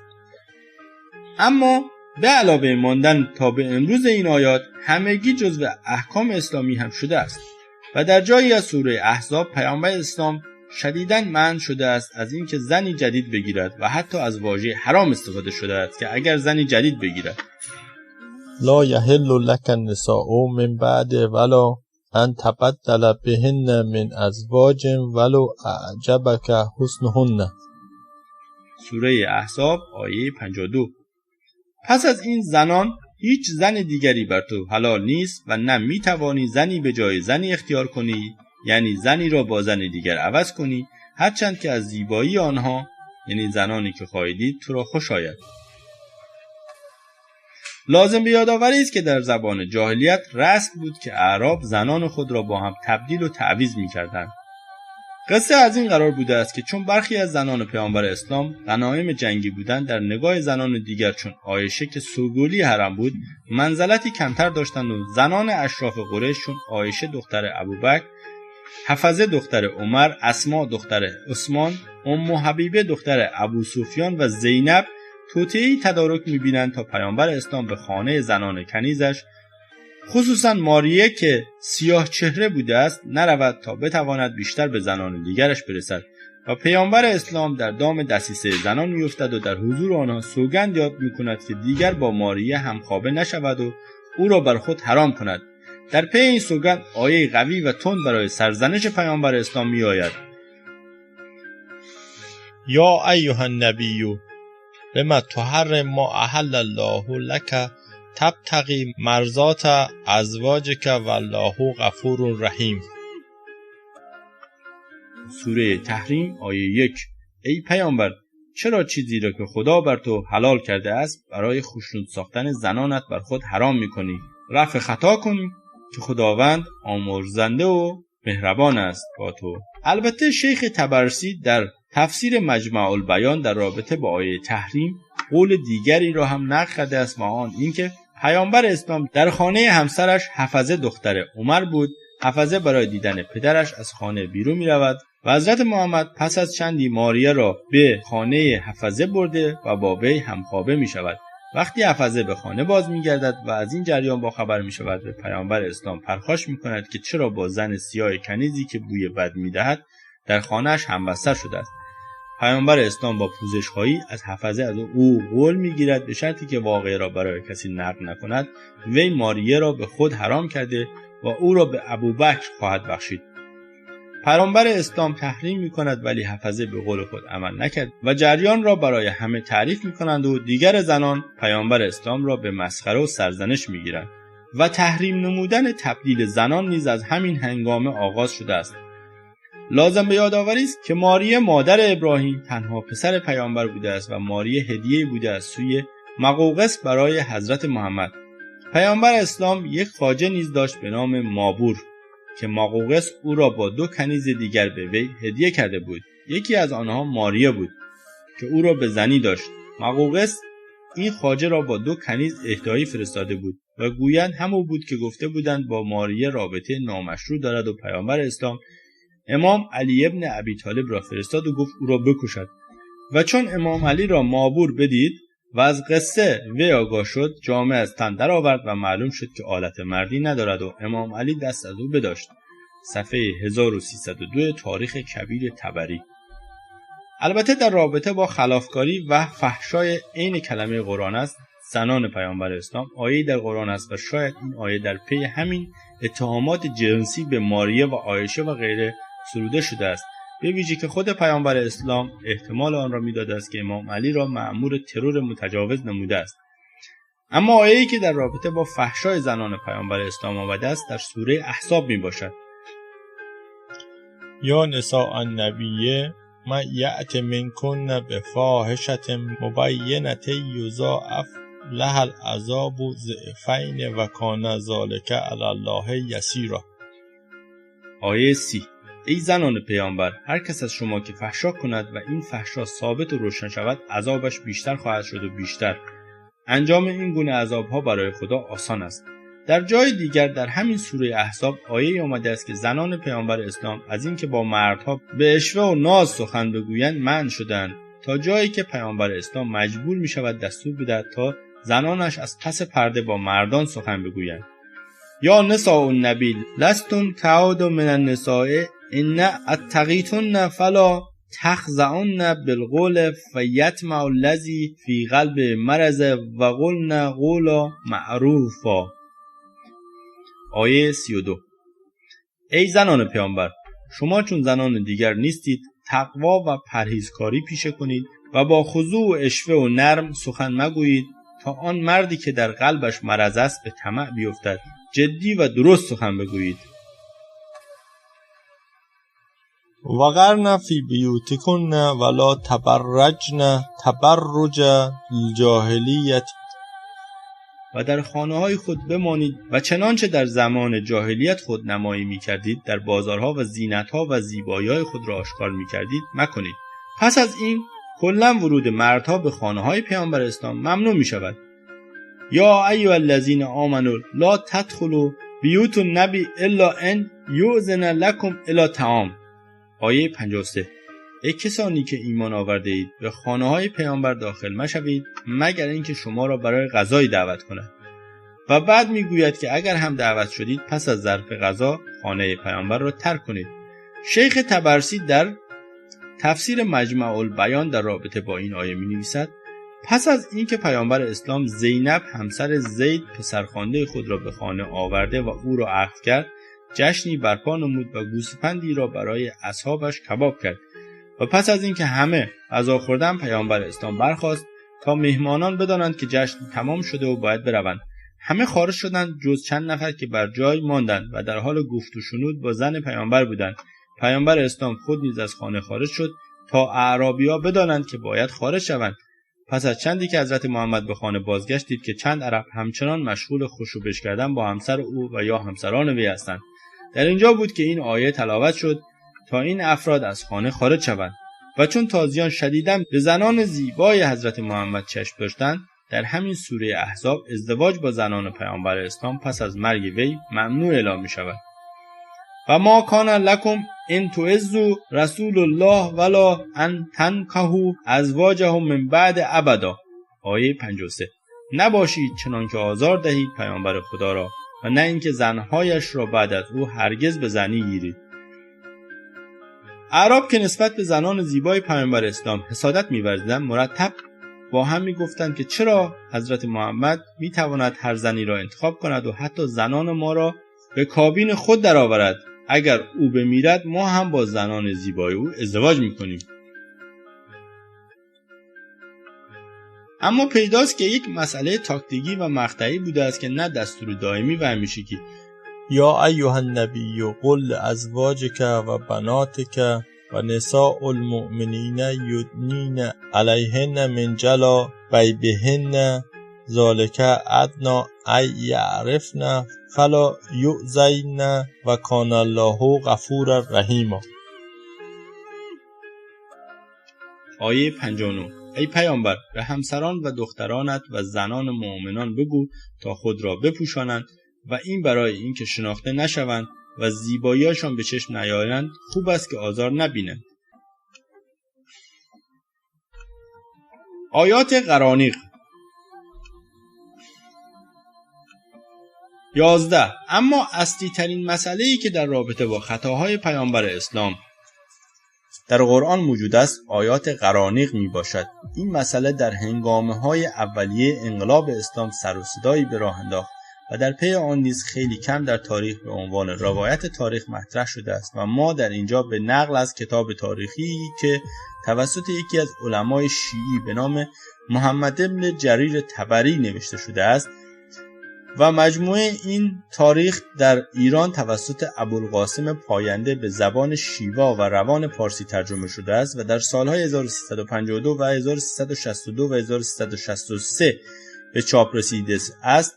عیناً مطلب مربوط به این مسئله را که شیطان سخنانی به زبان پیامبر اسلام آورده و آیاتی را سروده است که الهی نبود و بعد قرآن گفته است شیطانی بوده و از قرآن حذف شده است را می آوریم.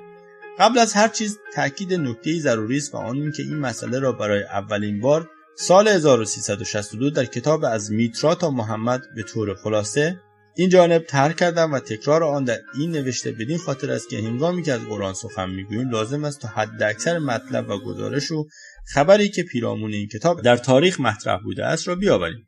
اما طبری در مورد آیاتی که شیطان به زبان پیامبر اسلام جاری می‌کند می‌نویسد: چون پیامبر اسلام دید که قوم قریش از او دوری می‌کنند و این کار برایش سخت بود، آرزو کرد که چیزی از پیش خدای بیاید که میان وی و قوم نزدیکی آرد و چون این اندیشه در خاطر وی گذشت و خداوند این آیات را نازل فرمود: و نجم اذا هوا ما ضل صاحبکم و ما غوا و ما ینطق الهوا. سوره نجم آیه 1 تا 3. قسم به آن ستاره وقتی فرو رود که رفیقتان نه گمراه شده و نه به باطل گرویده است و نه از روی هوس سخن می کند. و چون به این آیه رسید که افراتیم اللات و العزی و منات و ثلاث الاخری، سوره نجم آیه 19 و 20، مرا از لات و عزی و منات سومین دیگر خبر دهید. در این هنگام شیطان بر زبان وی انداخت که لا تلک القرانیق الاعلی و ان شفاعتهن ترتضی. این بتان والا هستند که شفاعتشان مورد رضایت است. و چون قریشیان این بشنیدند خوشدل شدند و از ستایش خدایان خویش توسط حضرت محمد خوشحالی کردند و بدو گوش دادند. و چون پیامبر اسلام در قرائت آیات به محل سجده رسید سجده کرد و مسلمانان نیز با او سجده کردند و مشرکان قریش و دیگران که در مسجد بودند به سبب آن یاد که پیامبر از خدایانشان کرده بود به سجده افتادند و هر مؤمن و کافر آنجا بود سجده کرد. و چون قریشیان از مسجد بیرون شدند خوشدل بودند و میگفتند حضرت محمد از خدای ما به نیکی یاد کرد و آن را بتان والا نامید که شفاعتشان مورد رضایت است. پس جبرائیل بیامد و به پیامبر اسلام گفت: ای محمد چه کردی؟ برای مردم چیزی خواندی که من از پیش خدا نیاورده بودم و سخنی گفتی که خدا با تو نگفته بود. و پیامبر اسلام سخت غمگین شد و از خدای بترسید و خدای عزوجل با وی رحیم بود و آیه نازل فرمود و کار را بر او سبک کرد و خبر داد که پیش از او نیز پیامبران و رسولان چون وی آرزو داشتند و شیطان آرزوی آنان را در قرائتشان آورده است. و آیه چنین بود: و ما ارسلنا من قبلک من رسول ولا نبی الا اذا تمنی القی الشیطان فی امنیته فینسخ الله ما یلقی الشیطان ثم یحکم الله آیاته والله علیم حکیم. سوره حج آیه 52. پیش از تو رسولی یا پیامبری نفرستادیم مگر آنکه وقتی قرائت کرد شیطان در قرائت وی القا کرد. خدا چیزی را که شیطان القا کرده باطل می کند. تاریخ الملوک الرسول از صفحه 180. به درستی پیداست که پیامبر اسلام که در صدد بود با مصالحه و مذاکره یا با هجوم و حمله و جنگ یا با موعظه و عقد قرارداد و یا با پذیرش ادیان پیش از خود سپاه اسلام را فشرده تر نماید، چنانچه در صفحات قبل دیدیم. مثلا تمامی ادیان پیشین چون زرتشتی، یهودی، مسیحی، ستاره پرستی و غیره را به رسمیت شناخته بود بدیهی است. چنانچه طبری گفته است: پیامبر اسلام در نظر داشته که با پذیرفتن شفاعت و بزرگی بت‌های قریش بتواند آنان را نیز به آیین خود درآورد که موفق هم می شود، زیرا تمامی مشرکان به همراه وی به سجده رفتند و شهادتین را می دهند. و از طرفی سه بت بزرگ قریش، عزی و منات و لات، بتانی هستند که تا قبل از پیدایش اسلام در کعبه بوده و خود پیامبر اسلام همان کعبه را با همان بت‌ها طواف می‌کرده و پدرش کلیددار آن بوده و پدر بزرگ‌ها و عموهایش نام‌هایشان با پیشوند نوکر و پسوند نام همان بتان بوده است، چون عبد مناف که جد بزرگ پیامبر اسلام است. عبد مناف یعنی نوکر بت زیبای مناف، عبد عزی یعنی نوکر عزی و عبدالدار یعنی نوکر بتخانه خدا.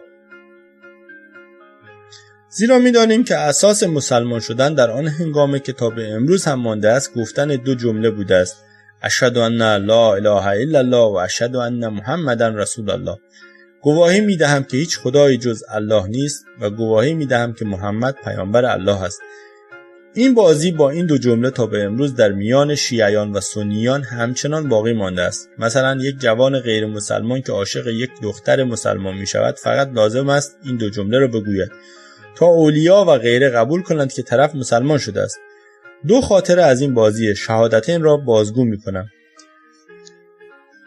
در بیروت با جوانی اسپانیایی آشنا شدم که میگفت نزد یک روحانی مسلمان زندگی میکند و مرا هم روزی به خانه‌اش دعوت کرد. روحانی مسلمان که شیخ بزرگی بود و کلی مرید داشت به من و همه مریدانش میگفت این جوان را مسلمان کرده است. جوان نامش خوزه بود و خانواده شیخ او را حسین صدا می‌کردند.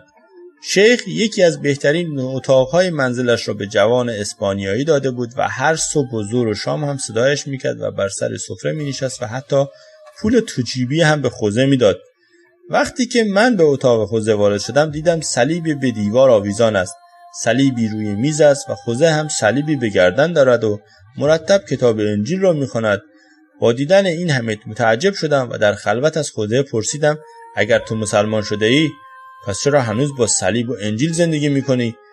خوزه با خنده گفت نه، من هرگز مسلمان نشدم و همچنان مسیحی هستم و تازه من یک مسیحی متعهد و خادم کلیسا هم هستم و الان هم برای کلیسا مشغول تحقیق در جامعه اسلامی هستم.